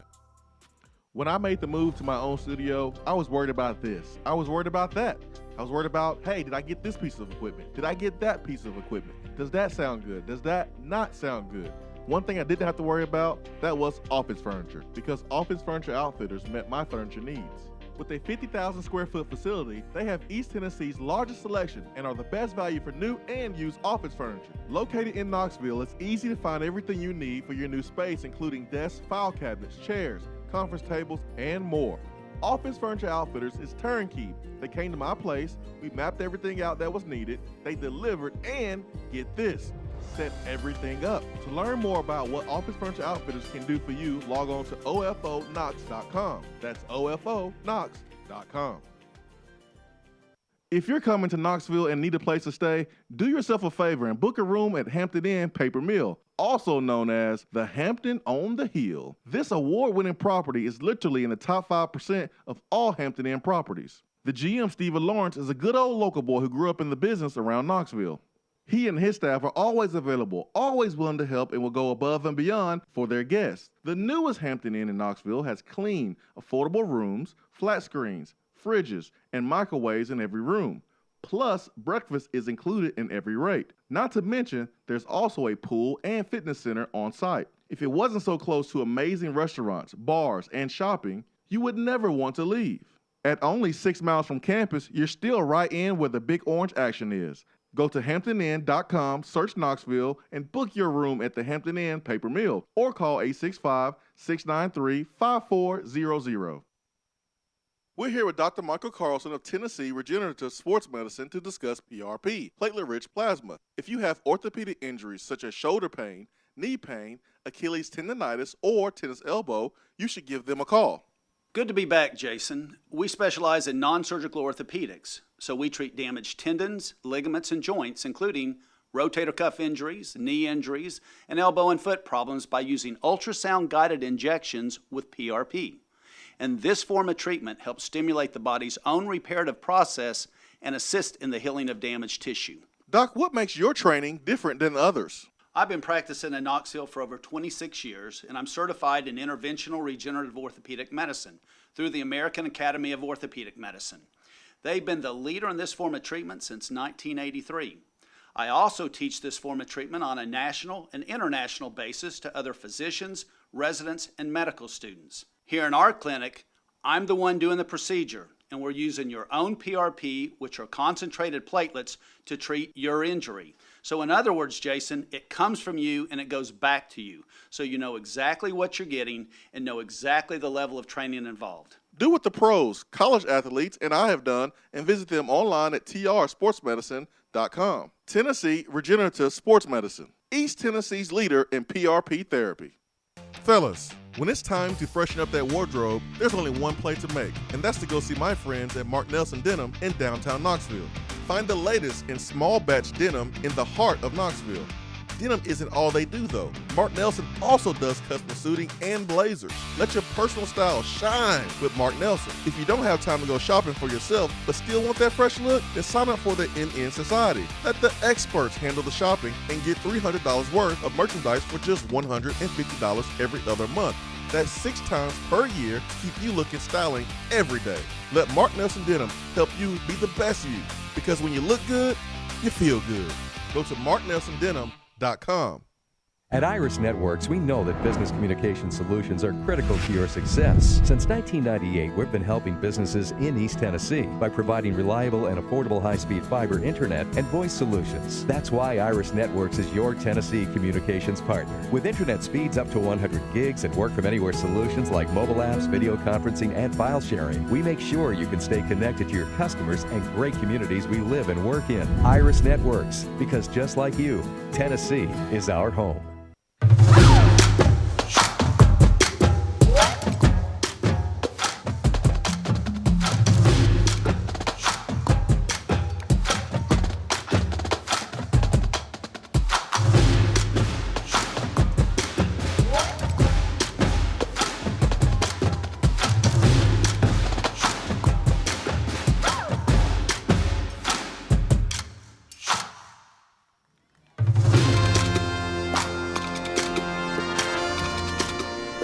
Time for Around the SEC here on the Swain Event. Swain Event is fueled by Dead End Barbecue, top 100 barbecue restaurant in America. Hope you are having a wonderful, wonderful Wednesday. It's the bottom of the hour. Man, it is definitely November. It is definitely November.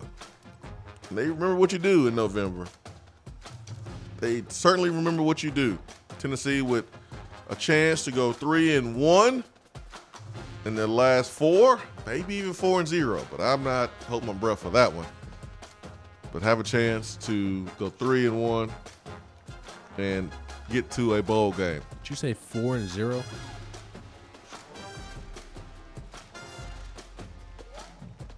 Tell me you weren't paying attention without telling me you wasn't paying attention. Go ahead. Oh, I heard you. I did say that. It's just interesting. I said they have a chance, but I'm not going to hold my breath for that one. My exact words. Meaning that they're not beating Georgia. But you said they had a chance. Yeah, they play a game, Ben. Just like the Braves had a chance to win the World Series, and early in the season, they were terrible. They weren't terrible. They were slightly above average. That's why they play the game, like Vince Morrow said, the Kentucky assistant coach. So that's why I said I'm not holding my breath for that to happen. It's all right, Ben. You're caught not paying attention. No, it's all good. You're getting caught up in the Kool-Aid on a Wednesday. It's all good. It's all good. Kool-Aid. I'm not holding my breath for Tennessee to beat Georgia means I don't think Tennessee's going to beat Georgia. No, it means that you think they have a chance. So you're saying there's a chance. Oh, boy. Okay, man. What you got for Around the SEC? The initial college football playoff rankings Totally insane. were, or it's called just joking around, having a good time, not being serious. Nice save, Ben. No, just being dead serious.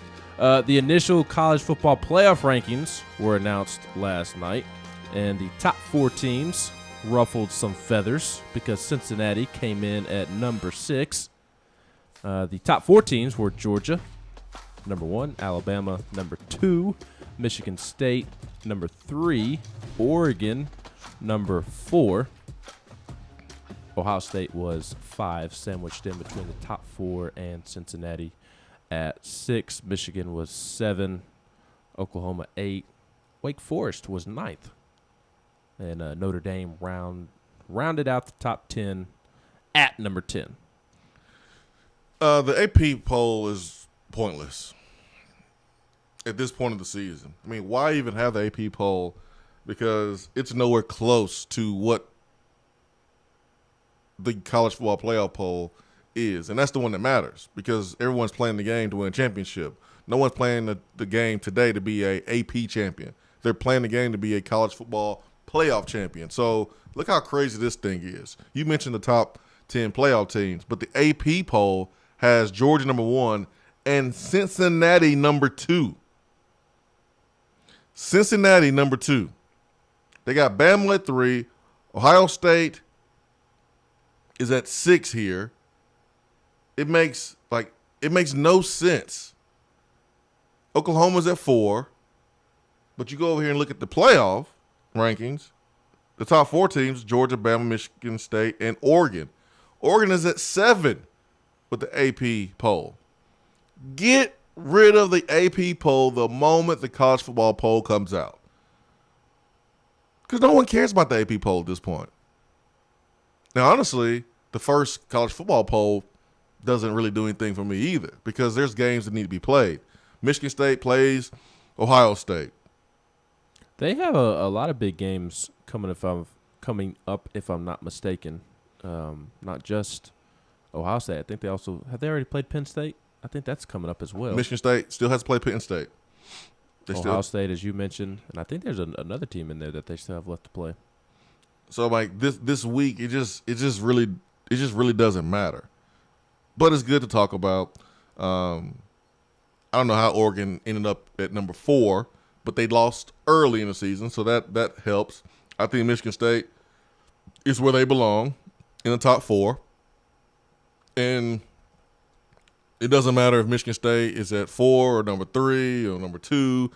You're going to play SEC team first. Just get in and then take your butt whooping. You're going to play SEC team, because Bama and Georgia, unless Georgia beats Alabama in the SEC championship, the playoffs will have 2 SEC teams. So one way to ensure that Bama does not make it to the playoff is Georgia beating them in the SEC championship game. But if Bama beats Georgia, Georgia still is going to go. And so Michigan State is going to play an SEC team if that happens. I don't know how Oregon is at number 4. Because they have probably the best win in the entire country. They beat Ohio State on the road. On the road. So that's I'm fine with Oregon being number 4. They don't really pass the eye test for me, but their resume, I think, is deserving of number 4. Even over Cincinnati would be the only team that I would consider putting in over Oregon. Oregon beat Ohio State on the road, so I'm not going to put Ohio State in over Oregon. The head-to-head in that situation should matter. Cincinnati's undefeated, and like I said a moment ago, that would be the one team that I would argue to put in over Oregon if I was going to put in a team over Oregon.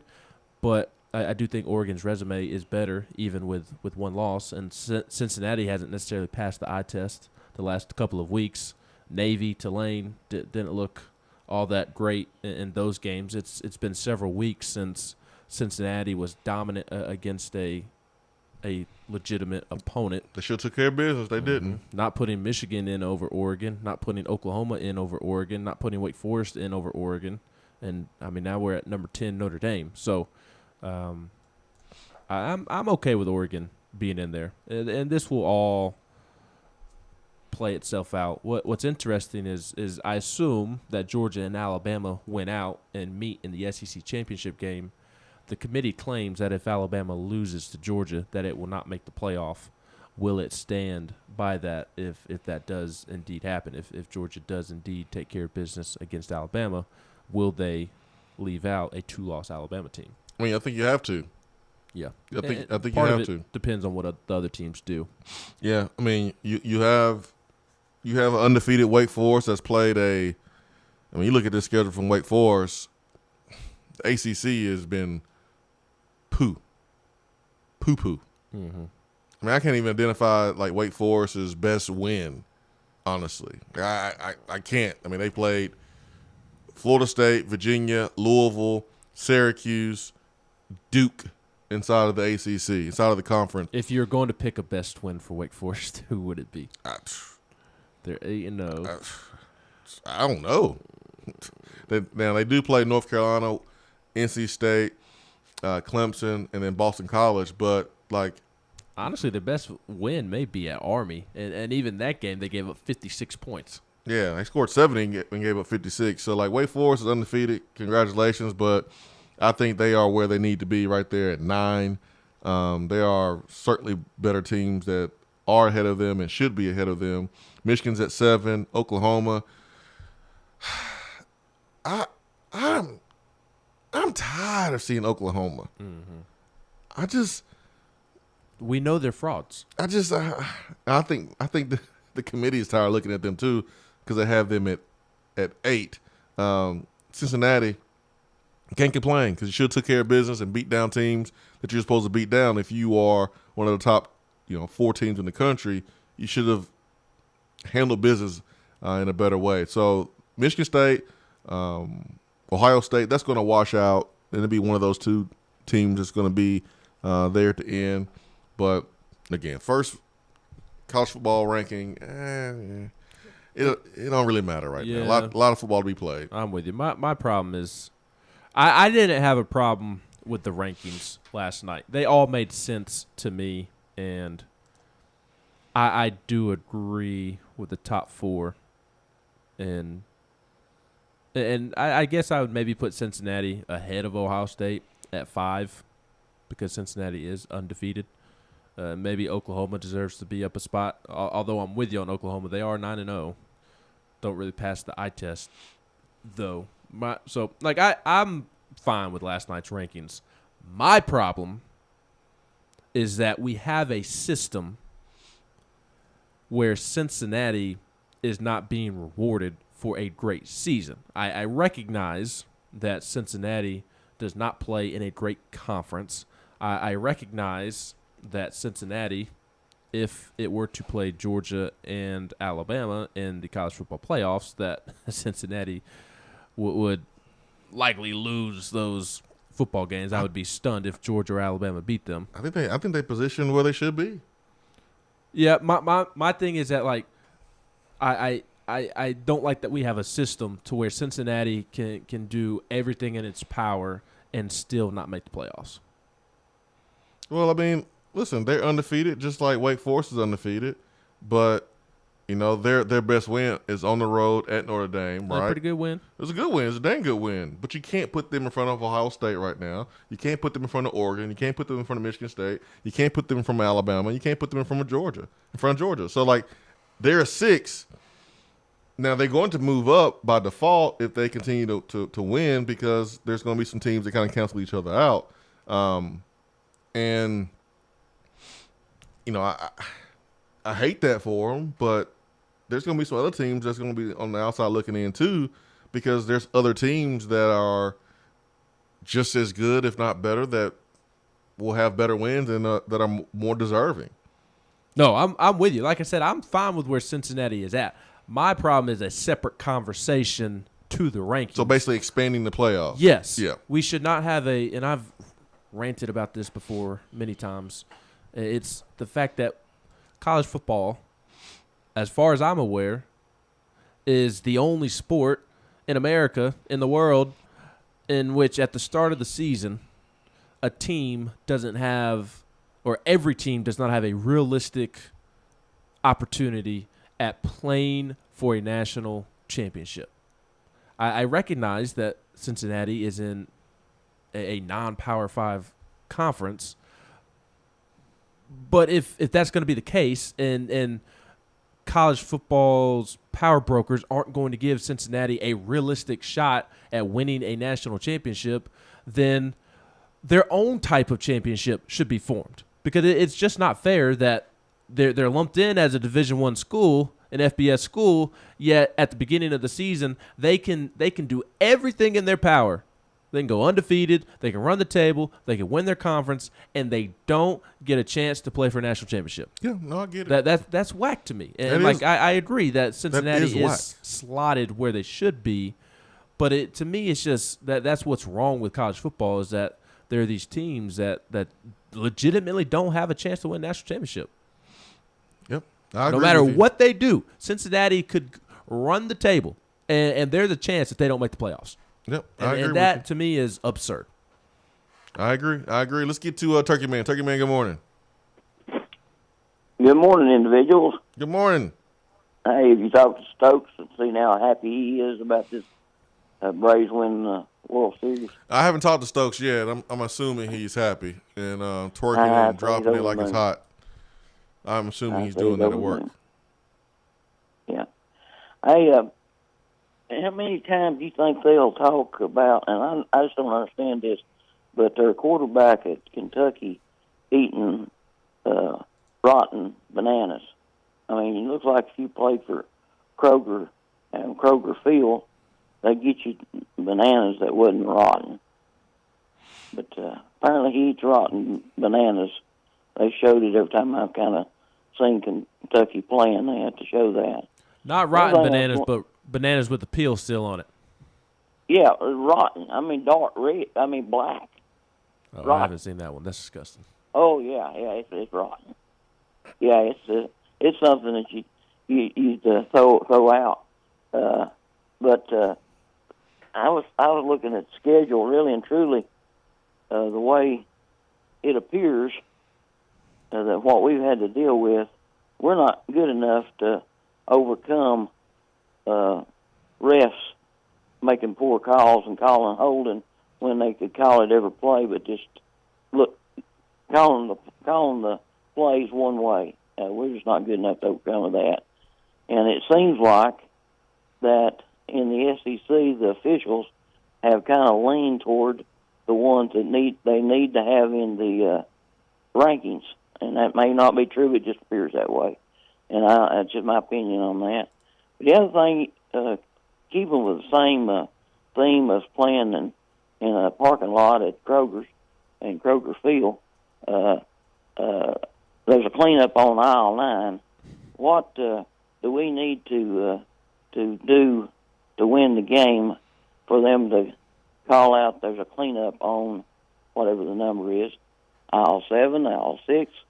Where do we need to exploit them to win, and what do they need to do to beat us? And before I leave out of here, we're the only really team standing in the way of Kentucky being 10-2 and Georgia being undefeated. And outside of that, their schedule kind of leans for them to go unscathed the rest of the way out. Talk to you later. I'll get out of here. 865-255-03. Thanks for the phone call, Turkey Band. What does Tennessee have to do? Take care of the football. Take care of the football, limit penalties, and just be who they've been over the last couple of weeks. That is a defense that has been getting in the backfield, making plays behind the line of scrimmage, and create turnovers. We saw the punch in the Alabama game, forcing a fumble, creating opportunities. That's what Tennessee has to do. And Kentucky, like Ben mentioned, is the worst team in the country at turnover margin. I don't know anything about the cleanup on aisle 7, 8, or 9, but that's what Tennessee needs to do to win, and I think Tennessee can do those things. I think Bama deserves to be in the college football playoff, top 4 right now. I think they are one of the 4 best teams in the country. It don't really matter what number you put them, but I believe Georgia, Bama, Michigan State belongs in there, and Oregon probably has the most impressive win out of all of these teams, to be honest, on the road at Ohio State, like Ben mentioned as well. So 865-255-03. Hour 2 will continue after this.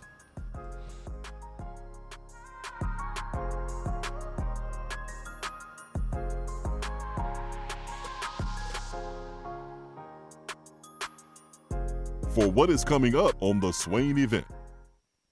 Out-of-town law firms have been swarming into East Tennessee lately. Firms from Memphis, Chattanooga, and Birmingham have stormed into the area. Wouldn't you rather do business with a local law firm? You know, a true neighbor. Marcos Garza and the pros at the Garza Law Firm are just that. They are our neighbors and friends that support local causes year-round. The Garza Law Firm works to serve you professionally on criminal matters, injuries and accident matters, and Social Security and disability filings. The Garza Law Firm is here for you at GarzaLaw.com. The Garza Law Firm. Let us help. Top 100 barbecue restaurant Dead End Barbecue is a no-brainer when you are craving the smoky flavor of quality Q. Dead End makes it easy to enjoy their fantastic menu with online ordering from Chow Now for pickup. Or if you don't feel like leaving the house, then have Dead End Barbecue delivered right to your door by Loco Knoxville or Bite Squad. There is no better restaurant in town to enjoy the madness of March with. Cheer on the Vols and the Lady Vols with the best barbecue around. Check them out online at deadendbbq.com. Dead End Barbecue. The search is over. We're here with Dr. Michael Carlson of Tennessee Regenerative Sports Medicine to discuss PRP, platelet-rich plasma. If you have orthopedic injuries such as shoulder pain, knee pain, Achilles tendonitis, or tennis elbow, you should give them a call. Good to be back, Jason. We specialize in non-surgical orthopedics, so we treat damaged tendons, ligaments, and joints, including rotator cuff injuries, knee injuries, and elbow and foot problems by using ultrasound-guided injections with PRP.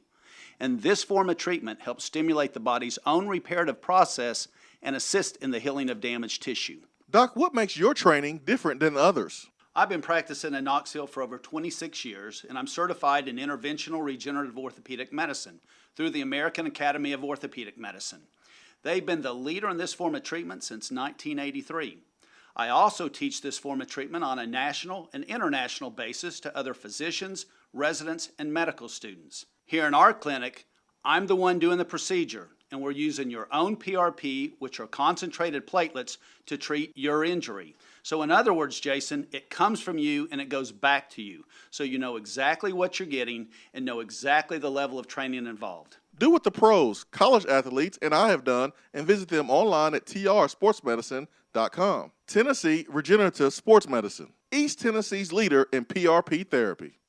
If you're coming to Knoxville and need a place to stay, do yourself a favor and book a room at Hampton Inn Paper Mill, also known as the Hampton on the Hill. This award-winning property is literally in the top 5% of all Hampton Inn properties. The GM, Stephen Lawrence, is a good old local boy who grew up in the business around Knoxville.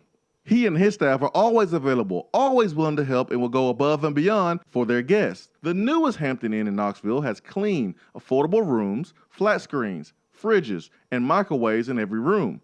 Plus, breakfast is included in every rate. Not to mention, there's also a pool and fitness center on site. If it wasn't so close to amazing restaurants, bars, and shopping, you would never want to leave. At only 6 miles from campus, you're still right in where the big orange action is. Go to HamptonInn.com, search Knoxville, and book your room at the Hampton Inn Paper Mill, or call 865-693-5400. There are articles and news stories that you read about the things that people do. And when you're reading those and you start to shake your head, you start to scratch your head a little bit, you get confused, you don't understand why, you start to ask questions. But really, there's only one question that matters. What is that question, you may ask? For what?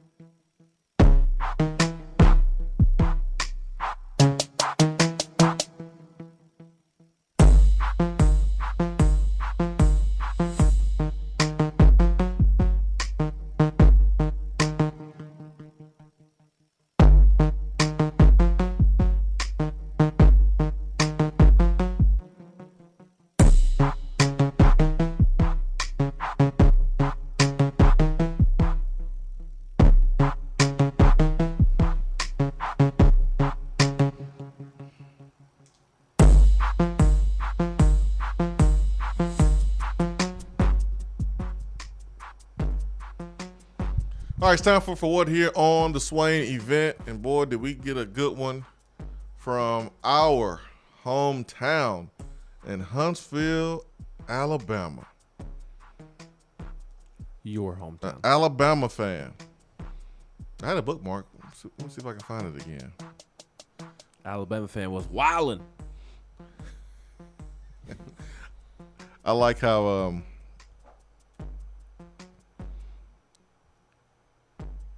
anytime another fan from another fan base does anything wrong, we got people in our fan base like, look at that fan, look at that fan, look at that fan.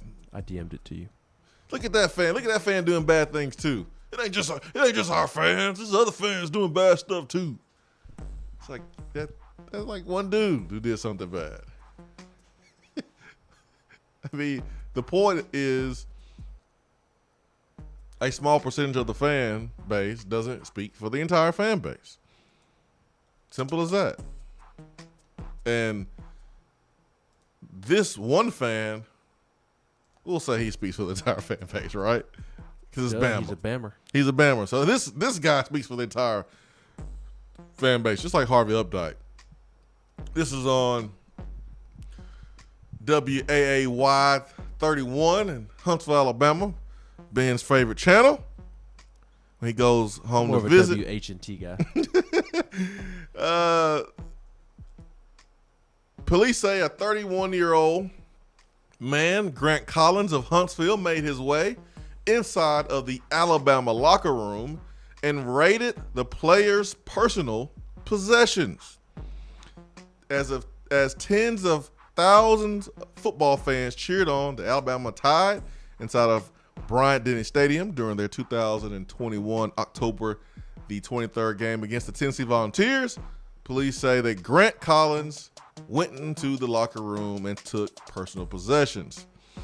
He's accusing stealing a backpack, driver's license, cigars, a speaker, Apple products, a Michael Kors purse, according to University of Alabama police report on the incident.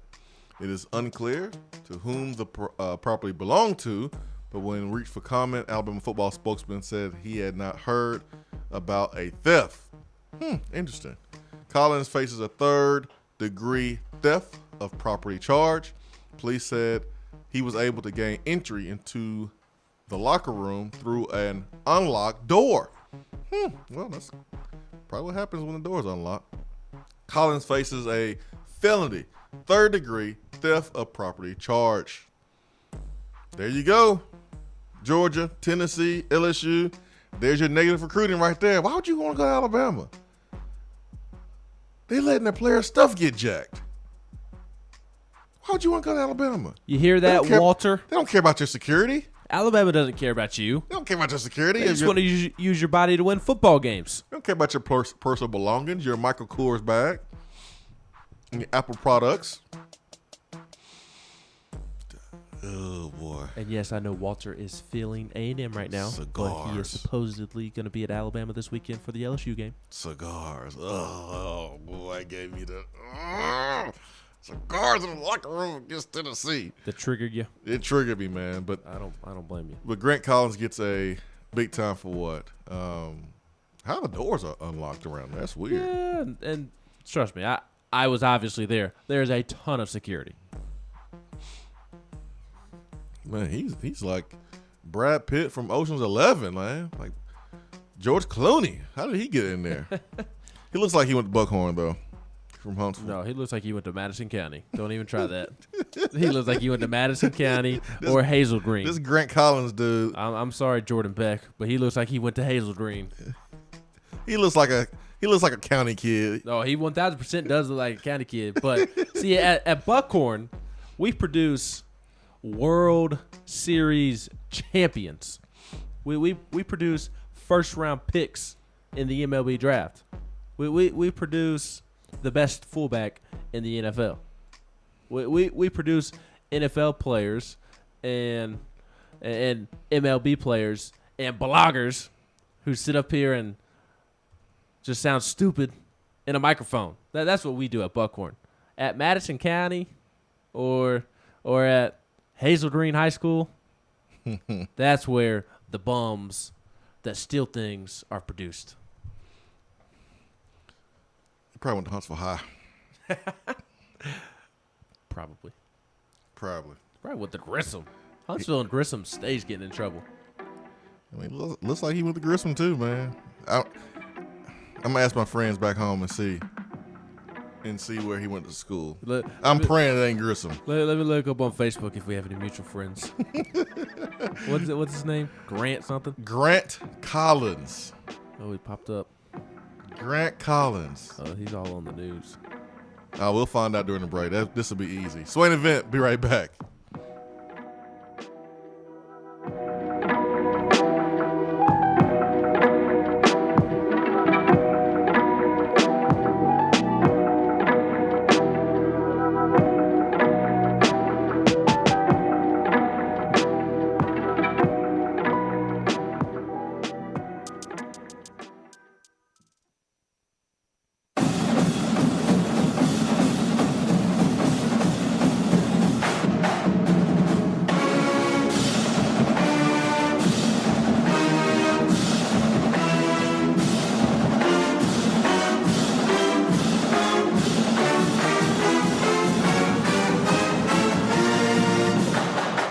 Hour 3 of the Swain Event is brought to you by the Low T Center and lowtcenter.com.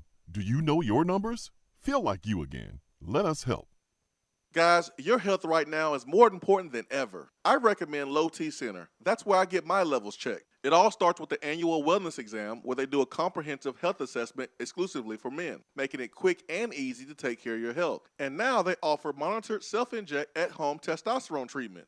Most insurance is accepted. Go to lowtcenter.com now to book your appointment and make your health a priority. Low T Center, reinventing men's healthcare. At Iris Networks, we know that business communication solutions are critical to your success. Since 1998, we've been helping businesses in East Tennessee by providing reliable and affordable high-speed fiber internet and voice solutions. That's why Iris Networks is your Tennessee communications partner. With internet speeds up to 100 gigs and work from anywhere solutions like mobile apps, video conferencing, and file sharing, we make sure you can stay connected to your customers and great communities we live and work in. Iris Networks, because just like you, Tennessee is our home. Out-of-town law firms have been swarming into East Tennessee lately. Firms from Memphis, Chattanooga, and Birmingham have stormed into the area. Wouldn't you rather do business with a local law firm? You know, a true neighbor. Marcos Garza and the pros at the Garza Law Firm are just that. They are our neighbors and friends that support local causes year-round. The Garza Law Firm works to serve you professionally on criminal matters, injuries and accident matters, and Social Security and disability filings. The Garza Law Firm is here for you at garzalaw.com. The Garza Law Firm. Let us help. Hour 3 of the Swain Event is brought to you by the Low T Center and lowtcenter.com. Do you know your numbers? Feel like you again. Let us help.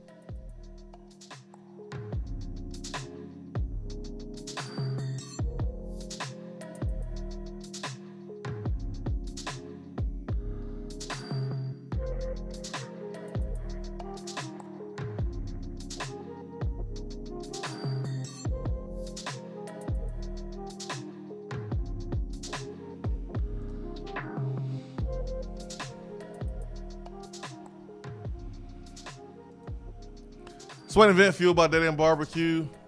When you are fortunate enough to do the show with Inspector Gadget, you're able to find the identity and information about the T-Town burglar.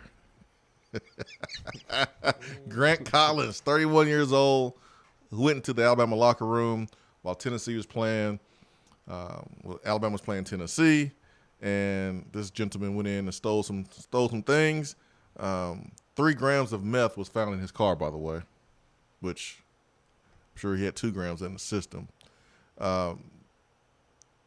He is not from Huntsville. He did not go to high school in Huntsville, is what we learned, Ben.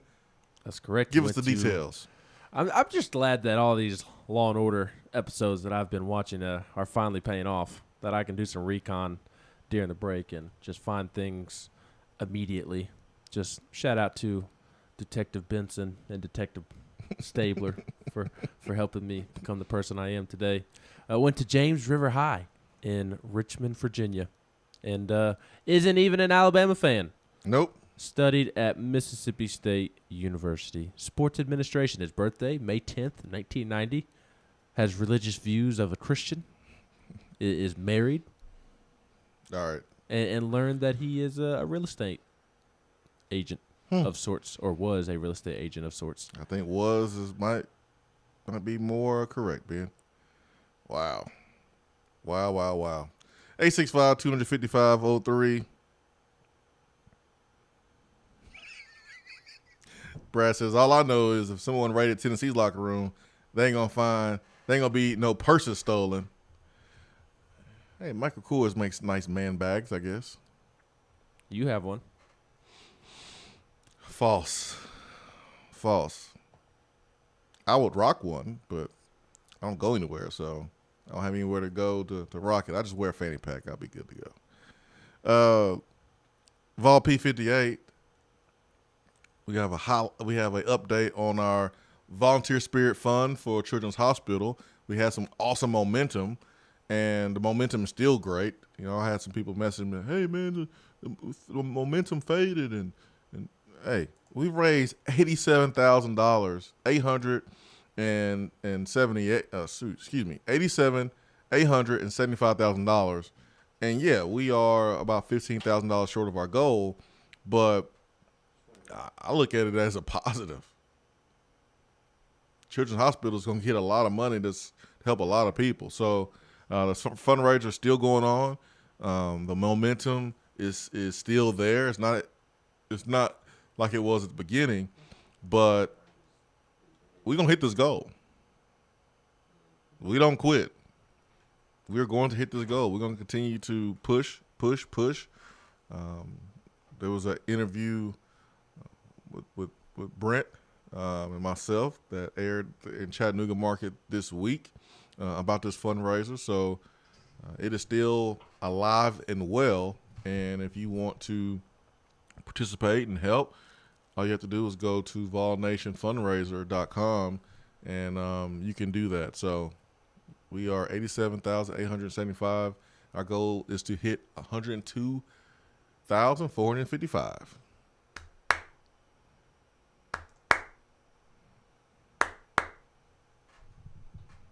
Oh, okay, gotcha. I was wondering what's wrong with you. It's like, Ben, the lights ain't gonna cut off if you do that, man. I don't know. We don't have that installed here in the Swain Event studio. You over here clapping like you're trying to turn the lights off. I don't know what you're doing, man. Let's get the Vol Storm. Vol Storm, good morning. Cleanups on aisle 9. Trying to use the clapper. The show's gone off the rails, boy. I know what Ben was doing, man. I was like, what you trying to start a slow clap?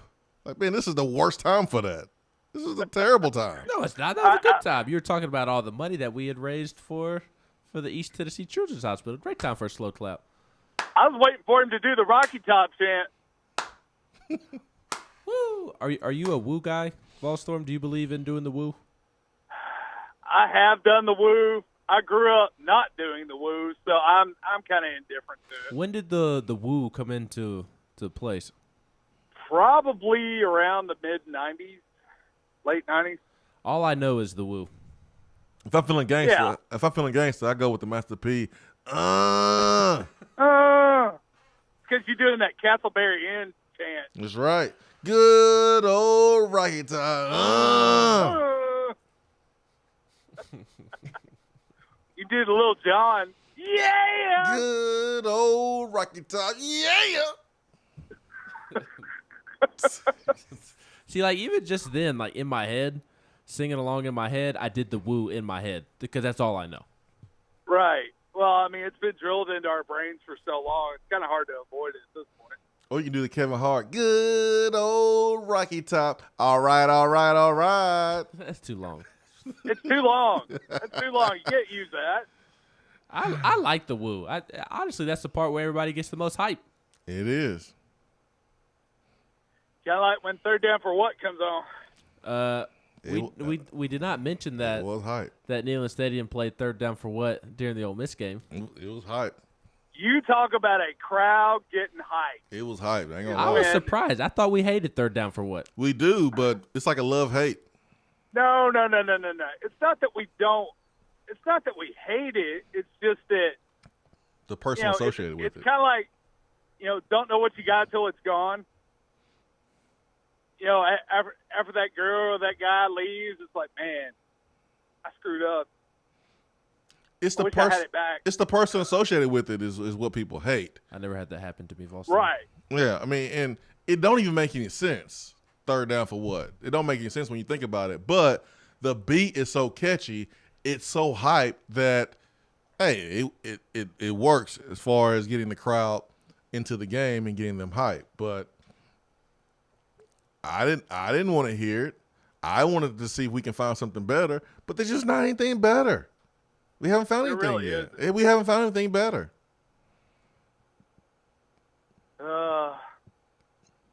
Guys, congratulations to your world champion, Atlanta Braves.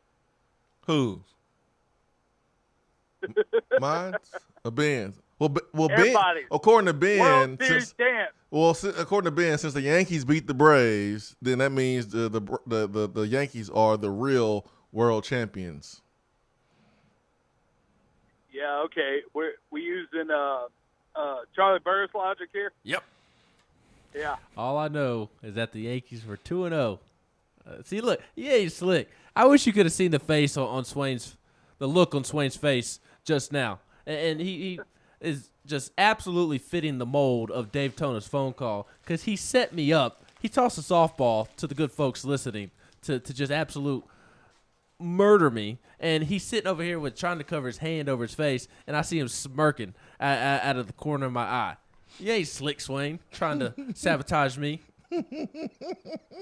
Trying to sabotage me. I'm here for the entertainment. But all I know is that even when the Braves win the World Series, they still can't beat the Yankees.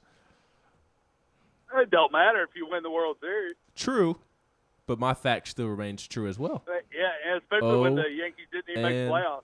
Two, the Yankees had as many playoff wins as the Braves had wins How against many the they Yankees have this year.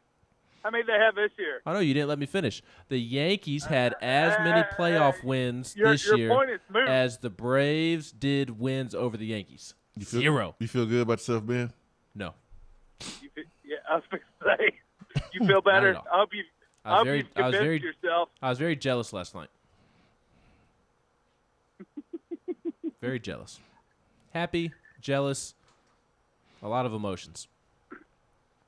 Guys, I think it's very interesting that that our defensive coordinator just happens to be at the same school as Will Levi's. That's why I'm calling him Will Levi's. It's spelled Levi's. Levis is a weird name. Sorry if That is anybody a out weird there name. has the last name Levis. Will Levi's. Oh man. What descent is that, Volstorm? What descent is Levis from? Your guess is as good as mine. I was hoping you would guess and get canceled. I ain't falling for it. Daytona. Oh No, but I think if Tennessee can stop the run and make them one-dimensional, they're going to have a hell of a time against our offense. I don't think they can put up the points we can. I don't either. The question is, are we going to have the offensive line healthy enough to be able to stave them off so we can get that offense rolling? At the start of the game, I'll say yeah. I would say yes. At the Right, start of the start of game, the game. will the ankles of Cooper and Cade hold up? I have more faith in Cooper since Cooper was finally able to make it through a football game against Alabama and then had the bye week, obviously, after the Alabama game. So that makes me feel good about Cooper the rest of the way. But this will be Cade's first test on that ankle since he went down on the fourth play of the game against Ole Miss. So hopefully Cade's ankle holds up. But going into the game, they'll be healthy. I don't expect K'Ron Calvert or Kingston Harris to play. I think Tennessee's going to be very healthy in terms of how healthy they have been. My only concern is Elijah Simmons. I think he's the one big question mark. Yeah. One thing I don't want to do is to get into the fourth quarter and it be a tight game. I mean, I think it's going to be a tight game. I'm not too sure. We'll have to see, but I'm just not too sure about us holding up as far as, believe me, our defense has stamina, but I think we're going to have to put it on Kentucky. Now, I think if we can get up on them by 2 scores in the beginning, we'll have them. We just haven't won a game, Volstorm, where it has been tight in the fourth quarter. I mean, I think this team has been battle tested, and I think they have learned from those games. You came up short against Pittsburgh, you came up short against Ole Miss. I think you've learned a lot in those games if you take a L as an opportunity to learn, but they haven't done it yet. So I understand kind of the lack of confidence in Tennessee being able to win in the fourth quarter if it comes down to a one-possession game, because we haven't done it yet. I get it. But I look at this Kentucky team, and, man, Tennessee just needs to make it uncomfortable for them by putting up points and forcing them to be something that they're not, and that's a team that throws the football. Very important for Tennessee to start fast, and they've been a team that started fast all season long. Need to start fast and force Kentucky to do something that they're not used to doing. Simple as that. And that is throwing the football, and that is being a drop-back team. That's not what they want to do. They want to do play action because they want to play off their run. And it's very important for Tennessee to stop the run. But I get what you're saying, Volstorm. And, until they do it, it's hard to have a lot of confidence in Tennessee fighting in the fourth quarter and winning. I do think this game will be, close because it's a rivalry. I think Kentucky, is a solid team. I respect their players. I respect their coaching staff. And, they had 24 hours in a day to put a game plan together too. It's just that Tennessee has had more time. And I think the point that you made, Volstorm, is very, very important, and it's a great point, that Tim Banks went up against Will Levis every single day in practice at Penn State. So Nelson says, should Coach Banks be considered for Coordinator of the Year? I mean, I think he should be considered. I know coordinators normally don't get that love because it goes to the team that's winning and doing well. But yeah, absolutely. When Bob Shoop left here and went to Mississippi State, I mean, he was recognized as one of the best assistant coaches of the year. But he lost out to Mike Locksley because that Alabama team was better and was good. But I think Tim Banks certainly should be considered. What he's done with this defense, with the personnel, has been nothing short of remarkable.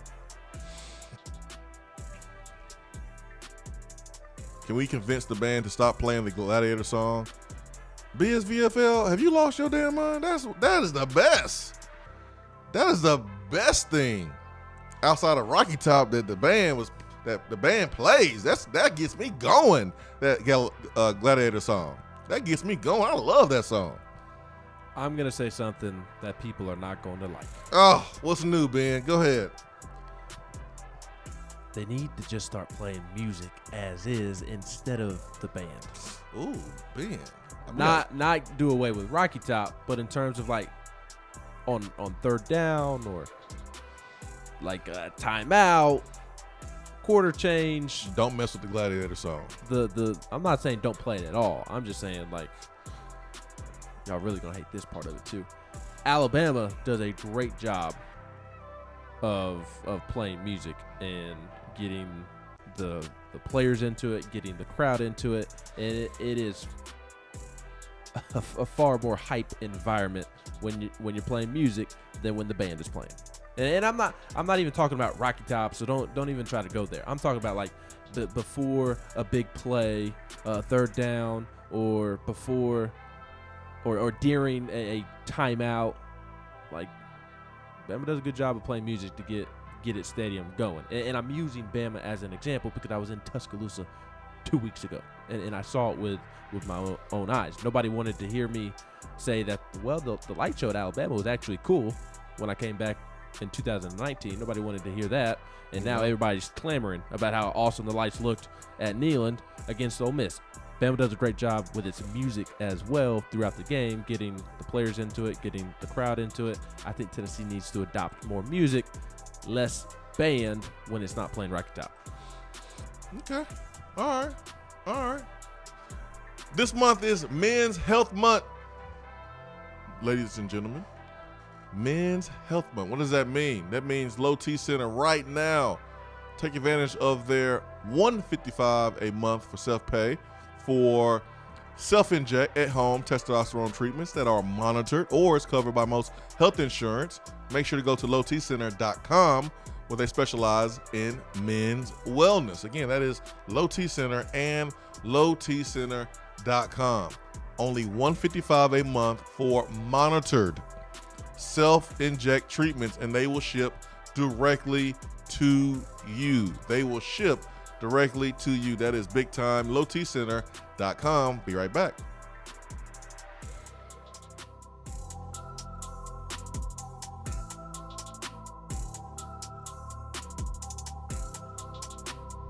Hour 3 of the Swain Event is brought to you by the Low T Center and lowtcenter.com. Do you know your numbers? Feel like you again. Let us help. Good morning, Swain Event crew. Fall is here, and according to the big box stores, it's Christmas time too. This time of year is traditionally a busy one for the East Tennessee real estate market, and it will continue through the end of 2021 as well. Most people think the holidays aren't the right time to buy and sell. However, it is one of the best times to jump in the market. To find out more, just give me a call, Jennifer Morris, Keller Williams Realty, at 865-257-7897, or email me at jennifermorris865@gmail.com. And go Vols! JC's Tree and Landscaping Service specializes in quality tree work done at an affordable price. Trimming and removing trees are their specialty. They also offer other services like land clearing, stump grinding, crane services, and all of your basic landscaping needs for both commercial and residential. JC's will give you a free estimate and beat any written quote by a competitor to guarantee that you get the lowest price around. Don't risk your land with a fly-by-night service. JC's Tree and Landscaping is licensed and insured. Give them a call at 865-599-3799. Litter is a big problem in Tennessee, but together we can do big things. We can make our cities, our waterways, our roads cleaner and safer. The Tennessee Department of Transportation is committed to reducing litter in our communities, but we need your help to do it. There are over 100 million pieces of litter in our roads at any given time, and it costs TDOT about $19 million a year just to clean it up. The first step to keeping Tennessee beautiful is to rally behind these 3 simple words. Nobody trashes Tennessee. Join the Nobody Trashes Tennessee movement at nobodytrashestennessee.com. We're here with Dr. Michael Carlson of Tennessee Regenerative Sports Medicine to discuss PRP, platelet-rich plasma. If you have orthopedic injuries such as shoulder pain, knee pain, Achilles tendonitis, or tennis elbow, you should give them a call. Good to be back, Jason. We specialize in non-surgical orthopedics, so we treat damaged tendons, ligaments, and joints, including rotator cuff injuries, knee injuries, and elbow and foot problems by using ultrasound-guided injections with PRP. And this form of treatment helps stimulate the body's own reparative process and assist in the healing of damaged tissue. Doc, what makes your training different than others? I've been practicing in Knoxville for over 26 years, and I'm certified in interventional regenerative orthopedic medicine through the American Academy of Orthopedic Medicine. They've been the leader in this form of treatment since 1983. I also teach this form of treatment on a national and international basis to other physicians, residents, and medical students. Here in our clinic, I'm the one doing the procedure, and we're using your own PRP, which are concentrated platelets, to treat your injury. So in other words, Jason, it comes from you and it goes back to you. So you know exactly what you're getting and know exactly the level of training involved. Do what the pros, college athletes, and I have done, and visit them online at trsportsmedicine.com. Tennessee Regenerative Sports Medicine, East Tennessee's leader in PRP therapy. More and more Tennessee businesses are switching to Iris Networks for reliable, local, high-quality, high-speed business fiber internet. Iris provides direct internet access from 10 megs to 10 gigs with no payments for 90 days. Iris also offers next-generation business phones with work from anywhere capability from the mobile or laptop app. With local sales, support, and service, Iris is a partner in the community. Learn more at irisnetworkusa.com or call 865-448-IRIS. Iris Networks, a Tennessee business connecting Tennessee businesses. Hour 3 of the Swain Event is brought to you by the Low T Center and lowtcenter.com. Do you know your numbers? Feel like you again. Let us help.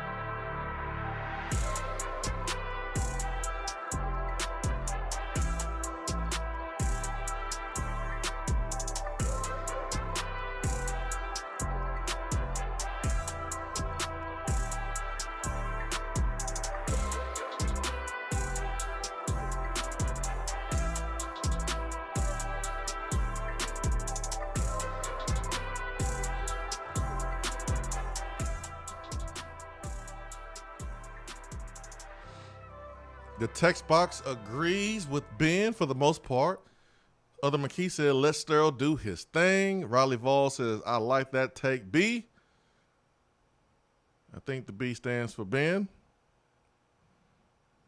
Hopefully, and not another B. Swain, I've got a stat for you. What's that? You know I like throwing out stats out here. We know Tennessee has had a lot of success with tackles for loss this season. Because of a bye week, Tennessee is now second in the country.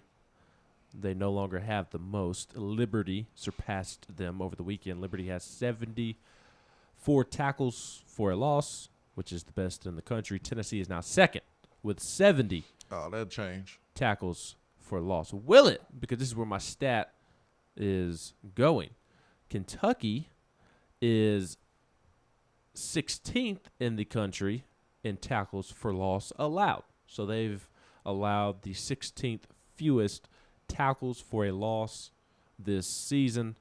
Kentucky only 33 tackles for a loss allowed. So that's a interesting stat going into this game. Something's going to have to give, right? Yep, something is going to have to give. Tennessee good at generating TFLs. Kentucky good at not allowing TFLs. Something's going to have to give. Something will have to give. And will. BC1 Cam says 2 grams may be a little much to have in one system. I don't know the recipe. I'm just saying. Sound like you know the recipe. Yeah, you might be right, BC1 Cam. I mean, I wouldn't know, but you sure? I'm very, very, very sure. Very sure. Mike says, yeah, man, the Gladiator song is the best. I love the Gladiator song. That song hyped me up more than any other song during the game that the band would play. It would hype me up more than any other song. I love the band. I just don't think the band brings out the best game day atmosphere that you can bring out. Like I think the band is best suited for its walk to the stadium. That's a must see. Let me stop you. I'm gonna help you out. In game. You referring to in game? Yeah. Okay. Yeah. Because the pregame walk for the band, that is part of the game day atmosphere. You're meaning the in game atmosphere as far as getting the crowd hype and loud and going. Right. Yeah. And that's what I was on the verge of saying, that walk to the stadium, when they walk over the pedestrian bridge and stop and they play Rocky Top, and that's the best version of Rocky Top, is straight from the band before the game when the crowd doesn't somewhat wash it out, like, because you can actually hear the instruments, the different instruments playing Rocky Top, and if anybody's like me, it'll give you some goosebumps when you hear it in person. It's just a different feeling when you hear Rocky Top in person right next to the band. So that's amazing.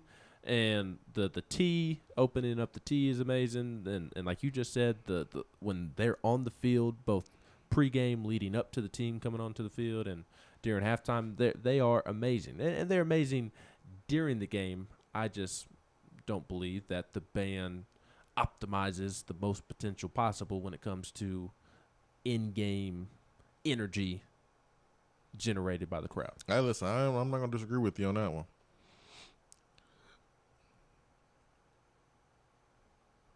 Text box. I like what Mick Swain said. I got a trombone to pick with you, Ben. That sounds like Travis Cabbage right there. That's a Travis Cabbage tweet. That is definitely a Travis Cabbage tweet. I had a message I want to. Oh, here it is from Colorado Vol. My Kentucky friend thinks that they're going to run the ball down our throat the whole game and gain 5 yards each play. I don't know what the Kentucky fans have seen from Tennessee to think that a team is just going to be able to run the football at will.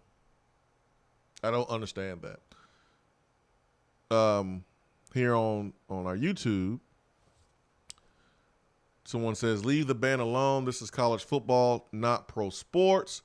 Well, I will tell you, each day, college football is becoming pro sports. Each day is getting closer and closer to that. Each day. There's still a place for the band. I love the band. But when you talk about in-game atmospheres, you're talking about getting the crowd loud. When you do a comparison, band versus music piped in, it's not even close. And if you want to make an impact on the game, you want the crowd rowdy. You want the crowd loud. So there's room for both. This is not a conversation about getting rid of one for the other. This is a conversation about the in-game atmosphere. And it's not just at Tennessee. This is around the country. Music does more to help with that than the band. I mean, if you go to the games, you can tell that yourself. Now, if you don't go to the game and you haven't been to the game since the 90s, when there wasn't any piped-in music, then you probably would have that take. But if you went to a game recently, you have seen the value in having both. Now, the band was playing, man, they was playing a song, Ole Miss game. I was like, wait a minute, am I at a Grambling State game? Am I at a Florida A&M game? When did the band start playing that song? I was kind of moving around a little bit, dancing, moving my hips and my shoulders and my hands. I was feeling it. Tennessee's band is amazing. It truly is. They are one of the best, if not the best, in the entire country. I can't go that far because I haven't heard other bands, but of all the stadiums I've been to in the SEC, which I think is 8 or 9 of the 14, like Tennessee by far has the best band. It's better than Alabama's, better than Georgia's, better than Florida's, Auburn's, obviously Vandy's and Kentucky's, like so on and so forth, better than Ole Miss's. It's top notch. I know everybody talks about LSU's band, although they talk more about the songs that they perform rather than themselves, if that makes sense. So I love the band. I'm not saying do away with the band. I'm not saying that at all. I just raved about the pregame. We got to listen better, man. I just raved about the pregame people gotta listen, festivities that they put on. That is awesome. When I was going to games as a fan, I'm the person that shows up early enough to get a good spot at the Vol Walk, and then as soon as the Vol Walk is over, walk over towards Gate 21 or Pedestrian Bridge, or before they started walking down Pedestrian Bridge, when they just followed the same route as the Vol Walk, I'd either stay right there, or then once they made the changes, I'd go find me a new spot where the band comes, and I'd listen to the band, and then I go in the stadium with the band so I can listen to the band pregame and make sure that I'm in my seat for the pregame festivities when the band gets on the field. So I love and appreciate the band. Look, you shouldn't have to go. You really shouldn't have to go all in that detail because what was said was that the in-game atmosphere is better with the music as far as getting the crowd into the game. And if you go to the game, you can see that for yourself. So it wasn't a comment about getting rid of the band or the band not doing this, and like it wasn't that. So people need to listen better and stop taking somebody's words and trying to twist it and making it something that is not. As simple as that. There's a place for both. And I think Tennessee does a really good job with both because that Ole Miss game, there was a mixture of both, and it was loud. I heard the Gladiator song, made me happy. I heard the band play some new songs, some new little flavor that was really good. Pre-game, I was standing right next to Danny White, right before Big Orange Countdown there on the Vol Network stage. Did you remind him about the letters? And I always remind him of the letters when I see him. But I was just like, I had chills. And I was like, man, I'm so happy for you that you get a chance to witness this. And even Danny mentioned it during the broadcast. He was kind of laughing that I said that I was happy for him. And he was like, happy for me. I was like, no, man, I've experienced this. I'm happy for you. This is your first time experiencing it. I'm happy for you, man. Like, you get a chance to see this in your first year. Your first year, you get a chance to see this. When you look at where Tennessee was during the summer, where no one cared about Tennessee football. Apathy was at an all-time high. And a couple months later, it's a packed house, it's a sellout, and the band walking to the game is giving you chills. Like, I'm happy for you. So there's a place for both. This ain't politics, man. We ain't trying to change one thing that somebody said and twist it into another narrative. What you said was fair. It's room for both. We ain't doing that. Listen, better. Houston. Kevin in Houston says the cheerleaders get me hyped up during the game more than the band or loud music being piped in. All right, Kevin. Now, the real question, Kevin, is do the cheerleaders or the dance team get you more hyped up?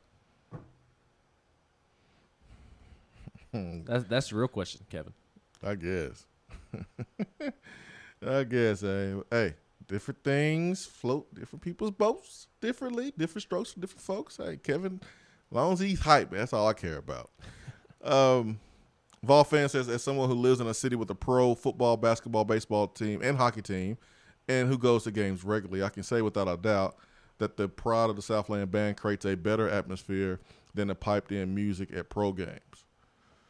There's times during the game where both are important. If they wasn't important, then you wouldn't have teams, college football teams around the country, do both. If it was that much better, then nobody would do piped-in music. If it wasn't value, teams wouldn't do it in the SEC. You see teams doing both because there's value in both.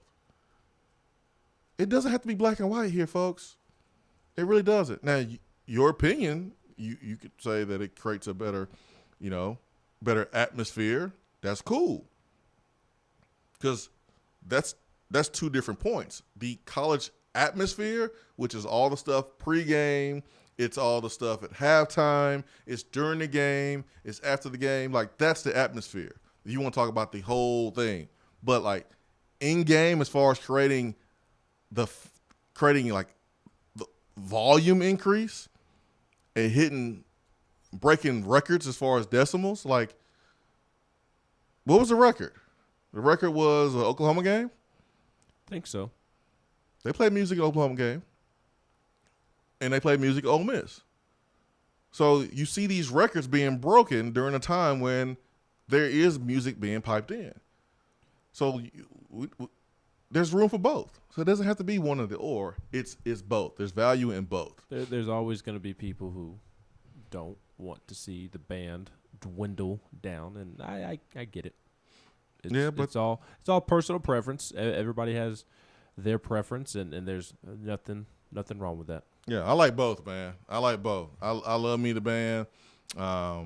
And I also love, to see our players on the sideline dancing, getting hype. I like seeing recruits bobbing their head. I like both. And if it wasn't value, you wouldn't see every school in the SEC do it. Well, except Vanderbilt. They don't really do much of anything. 865-255-03. Well, they do. They black out their stadium. They do put up ads on social media trying to get the naming rights to their stadium sold. That's what they do. Yes, that was on. That's what they do. That was in my bookmarks for Around the SEC, but we were discussing the college football playoff rankings, and I did not bring up Vanderbilt, but Vanderbilt is selling its naming rights for its football stadium, according to Chris Lee. The jokes. Of Vandy Sports. He said that VandySports.com has obtained a copy of a document soliciting stadium naming rights for Vanderbilt Stadium, the venue in which it has played football for a century. According to the document, Vanderbilt is working with Independent Sports and Entertainment, ISE, to sell naming rights to the stadium. The proposal is already privately being circulated. According to the document, the brand partner will have the ability to brand the following assets: composite logo and IP, external and internal signage, venue, digital and social media messaging, ticketing and hospitality, experiential access and facility usage, radio and print material, product and service integration, the Alumni Association, Vanderbilt Campus Life. So I'll tell you this. If Tennessee ever tries to sell the rights to the name of the stadium, I'm going to fight somebody. I will be getting arrested. I am I will rage. I will fight people if Tennessee ever tries to sell its naming rights. It wouldn't be the first time a Huntsville native has gotten arrested in the last week or so. That is true. This time it'll be a Knoxville native getting arrested. I guess you'll be getting arrested along with me if you're saying a Huntsville native's going to get arrested. Although you're not a Huntsville native either. You're a Knoxville native. That's right. I will fight somebody. I don't care if they try to change Neyland Stadium to something. Neyland Stadium. Oh, it'll be powered by. It'll be Pilot. It'll be Pilot. Food City. It'll be Pilot Flying J Neyland Pilot Stadium. That's what it would be. Pilot Flying J Stadium. I will go find the Haslams myself, and I will fight them. Stop. I don't care if you're 97 years old. Stop. We're fighting. Stop. Throwing hands. That's not going to happen. That ain't going to happen. We're not desperate like Vanderbilt is. We're not desperate like Vanderbilt in Kentucky. That was my next point. Like Vanderbilt football, they have to do that. Kentucky football, they have to do that. It is good for them to do that. So I get it. It's fun to make the jokes at Vanderbilt, but I understand why Vanderbilt is doing it. It's why Kentucky football did it, but they have not done it with Rupp Arena and Kentucky basketball. Now, they may have to change the name at Rupp Arena for other reasons, but they're not going to sell the rights to that arena's name because they don't have to. It's Kentucky basketball. So a place like Tennessee would never have to do that, which is why I would be so mad if they did it, because they would just be greedy and just trying to find some extra coin in their pocket. That won't be happening in Tennessee. Mid Tennessee Vol says Vandy's new stadium name should be the Dollar Store. Every seat $1. What stadium? What do you think the new stadium name will be? What's the big? Probably Dollar General, man. They do other stuff. They do other things with Vandy, or it'd be Barnes and Noble. Remember they was giving out tickets at the Barnes and Noble a couple years ago. Yes, I was under James Franklin, right? It needs to be Barnes and Noble or Dollar General. It'd probably be like, you think Bridgestone wouldn't do anything because they got Bridgestone Arena. Could they do Bridgestone Stadium in addition? Why would you want to? Looks like they like to associate with winners and the Preds. Yes. I don't think they would want to do anything with Vanderbilt. But I don't blame Vanderbilt for doing what they're doing. I mean, you're trying to get some money, man. Trying to get some money for your athletic program and take another step. If they choose Dollar General. Hey, man, don't hate on Dollar General, man. I'm not hating on Dollar General, but I wouldn't want my football stadium named after Dollar General. I'm with you. I grew up going to Dollar Generals with my grandma. I appreciate Dollar General, but to name a football stadium after Dollar General. Jared in Texas says Bagel Bites and Natty Lights Stadium. ATL VFL says is Barnes and Noble still around? I don't know. No clue. I see Tennessee says need more band. West Tennessee Vol says as a former member of the band, as a former band member of a prestigious high school marching band, there's a tone for the band, and there's a time for the band, there's a time for recorded music. Together at times they are credible. Man, that's bingo. That's my take. Best take. That's my take. That's been given. There's room for both, and I think Tennessee does a great job with both. I was at the Ole Miss game. I thought it was unbelievable. I loved it. Jonathan 77 Vol. Vandy Stadium will be sponsored by Waste Management. Vol Storm says Lazy Boy Stadium. Nowhere else can you stretch out and watch the game. Well, that's not all the way true because when Tennessee plays there, Tennessee fans take over. Well, that's true. And I've been there twice when Tennessee fans have taken over. That's true. There was not an empty spot. Let's go to the phones. Oh, man. Let's get to TC. TC, good morning. What's up? Howdy. How are you? Dude, I had no idea you guys had such disdain and hatred for the band.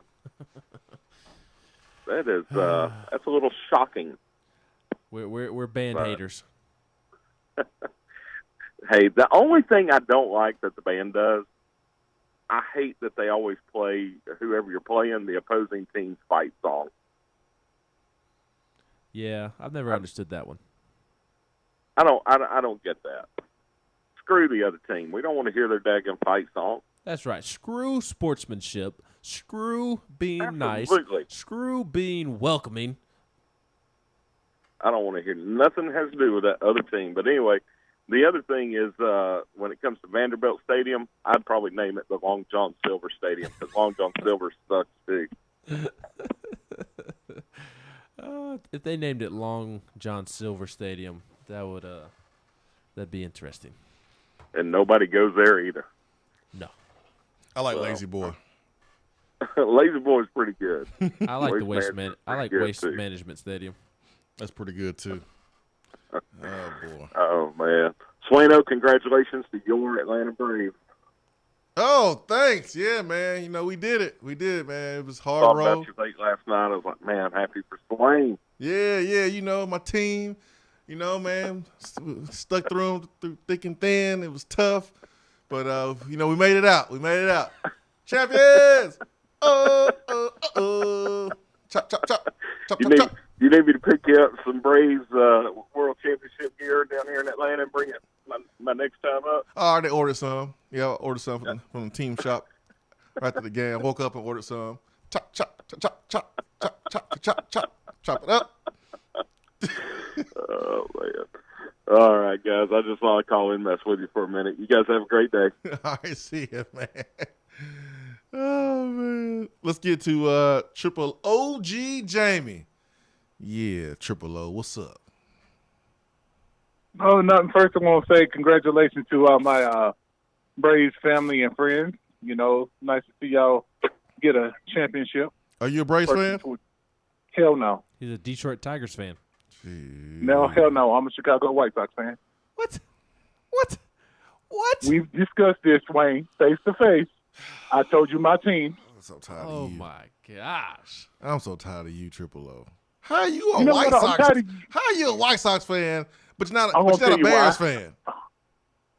Because I watched the White Sox on WGN. Excuse me, let me speak. You can't be a White Sox fan. You can't be anything Chicago. If you are a Detroit fan, you can't be a fan of any team in Chicago. That's against I'm the not. rules. Are you a I Bulls am fan not. too? Whoa. Hell no. The only thing I like about Chicago is deep dish pizza and the White Sox. Everything else sucks.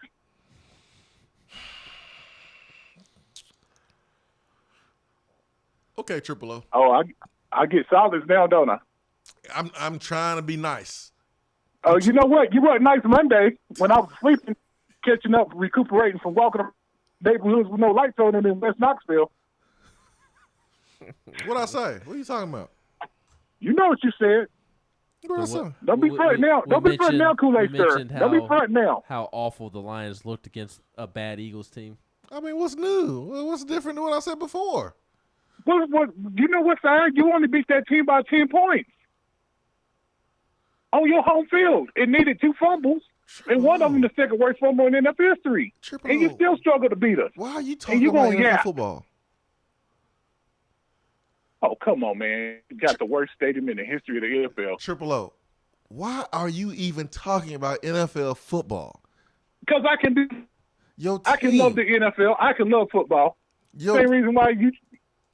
Triple O. Do you actually love football, Your though? team, they ain't won a game all damn season, Triple O. And who gives a damn? I can still love football.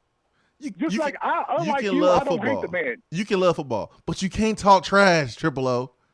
I'm not talking trash. Who's talking trash? You just talked about my team barely beating your team. I can talk about the stadium. I mean, you're the Vanderbilt of the NFC North. Is it not the dump? Talking trash. Is it not a dump? You're talking trash, Triple O. Is it a dump? Yes or no? Is your stadium a dump compared to everybody else? Your stadium is nicer, Triple O. Congratulations. Triple O's love language is talking trash. Triple O. I'm not talking trash. Triple O. I'm just asking simple single. Your team. It's a yes or no question. You're talking trash. Your stadium a dump compared to everybody else? That is talking trash, Triple O. Your team got beat 44-6 like it was a MAC team. You can't even host a MAC championship unlike us.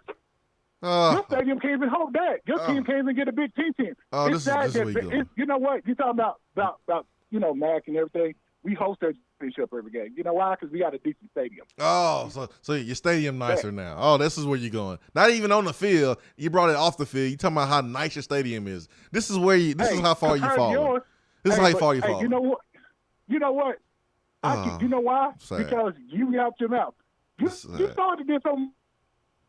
Triple O. You started this. Triple O, wasn't you at the beginning of the season that said you would be happy with a 7-win season in the NFL, and y'all's ass can't even do that? You know what? My ass is injured. My team is squad is destroyed. Oh yeah. Oh, you're injured. Oh, that's the excuse. I started out with the second. I got 16 people on IR, and look who I was on IR, and 2 of them got on IR after the first quarter of playing on your crappy ass. 2 of my best players got injured the first quarter of your crappy ass field. What excuse you got? Yeah, your players didn't ride on the plane. 3 games, 13 days. What other Butch Jones excuse you gonna use for us today? I ain't got no Butch Jones. Don't you ever mention no damn Lie Jones to me? Don't you ever mention that? You sound just like him. You sound just like him. Whatever. You 0-8. You don't have excuse. Hey, ain't no Arkansas Kirby here. Don't you put that on me. 0-8. Don't you put that juju on me. The worst team in the league. The worst. It's okay. Not one of the worst. Rebuild. The worst. You've only won 3. You've won 3 games, and one of the 3 came against us. The Texans. What are you yapping for? The Texans are better than you. And the Texans. You probably beat us. Your team, who got to play us on Thanksgiving, you probably won. You beat us by 10 with the worst quarterback in the NFL. You probably beat us. What are you yapping for? Because my team has won more than 0 games. That's why. Okay, your team won more than 0 games, and you still get your butt handed to you. What about that? What about that 38-3 down in Tampa? Yeah, Tampa did it. My team scores more than your team does. Tampa did it, not the Lions. The Lions didn't do that. Okay, Triple O, all of your hate. Scored 3, but we scored 6 points. Ooh, the last game I played, we scored 6. The last team Triple O, all your hate should be focused on Kentucky this week. You scored 6. You scored 6 points, and the other team scored 44. Who gives a care about them 81 lost Kentucky fans? Don't get me started on them kissing their first, second, and third cousin. You need to focus. Don't you have family in Kentucky that always runs their mouth? Yes, they do, but I had to remind them. Oh, congratulations! It was your first win since Purple Rain came out. 37 years. Congratulations. That's where your energy and hate needs to be focused this week, not on Swain. Both of y'all have crappy football teams and about to take L's over the next 2 weeks to my Pittsburgh Steelers. That is true. Well, yeah. That is true. That is true. Thank you, Ben, for bringing some rationality. Hey, who y'all drafting first in the draft this year? The defensive end from Oregon, because I don't want no quarterback. You said DJ Uiagalelei? No, that's that third. You gonna have a Dr. Pepper party in the transfer portal? No, I'm just going to draft him and hope that my team gets better. That's all. I'm on hopes and prayers.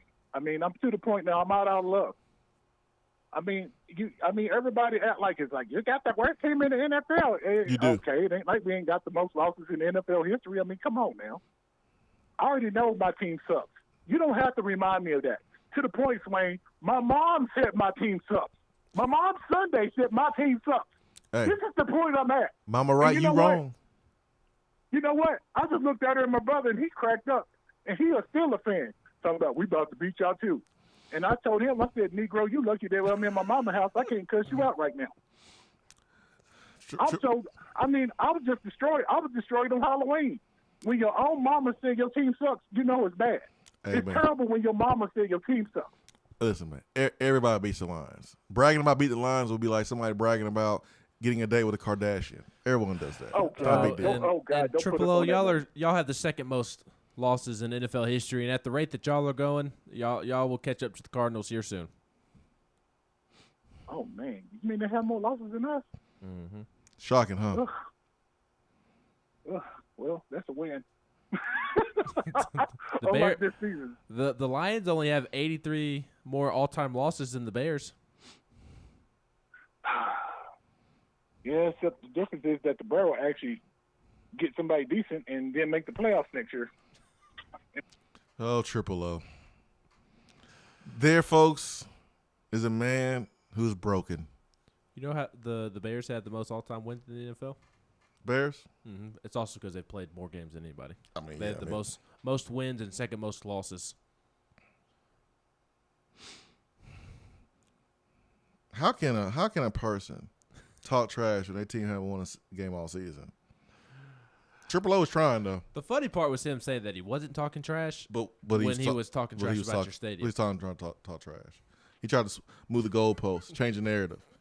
But our stadium is nicer. Really? Who cares? Land that plane. Who cares, man? Like Miami had the crappiest stadium ever when they were winning championships in the early 2000s. Like, who cares? Who cares, man? Oh, Triple O. He tried. Little Tink tried. Little engine that could. He tried, man. He tried. Instead of little tink, it's a little trip. Little trip. He tried, man. He tried.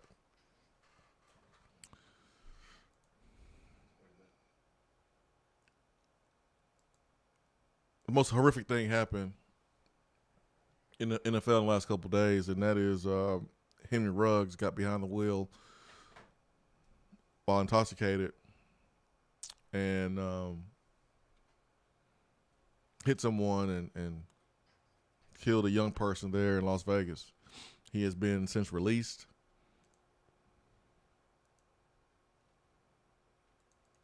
It's not a time for put him on for what, because we don't do for what where it includes death. But his decision to get behind the wheel, it makes no sense. You have all the money in the world.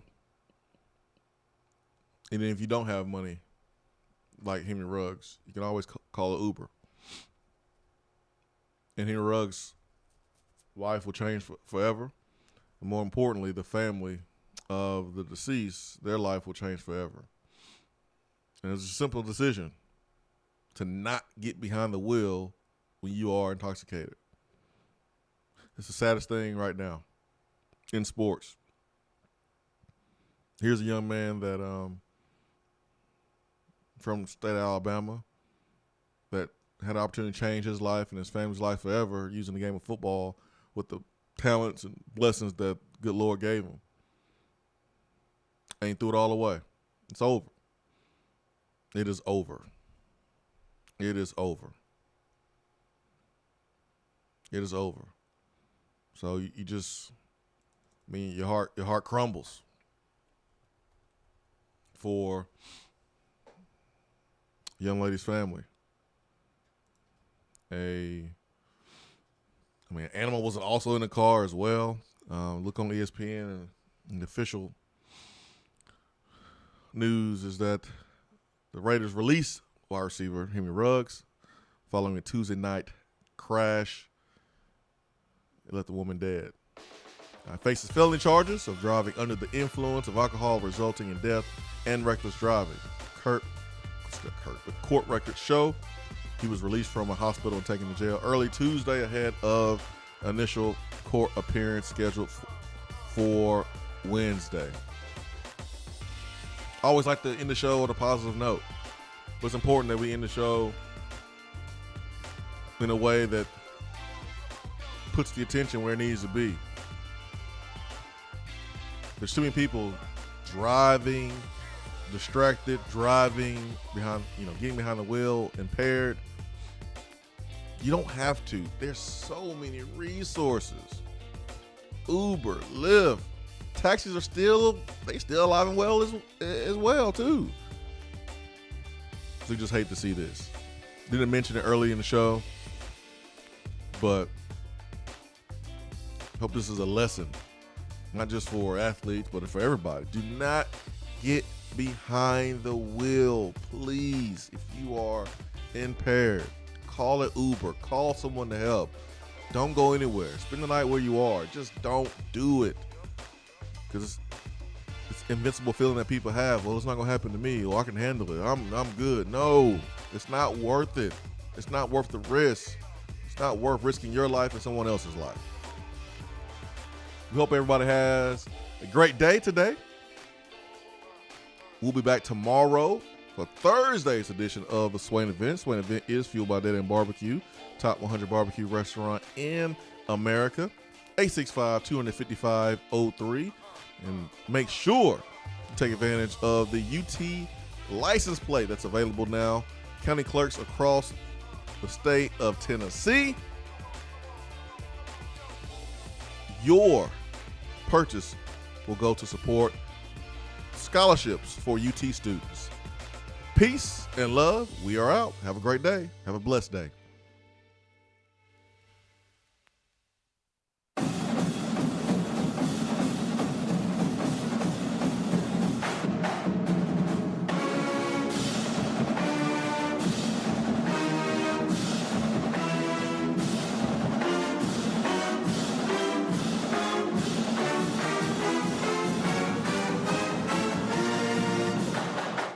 Hour 3 of the Swain Event is brought to you by the Low T Center and lowtcenter.com.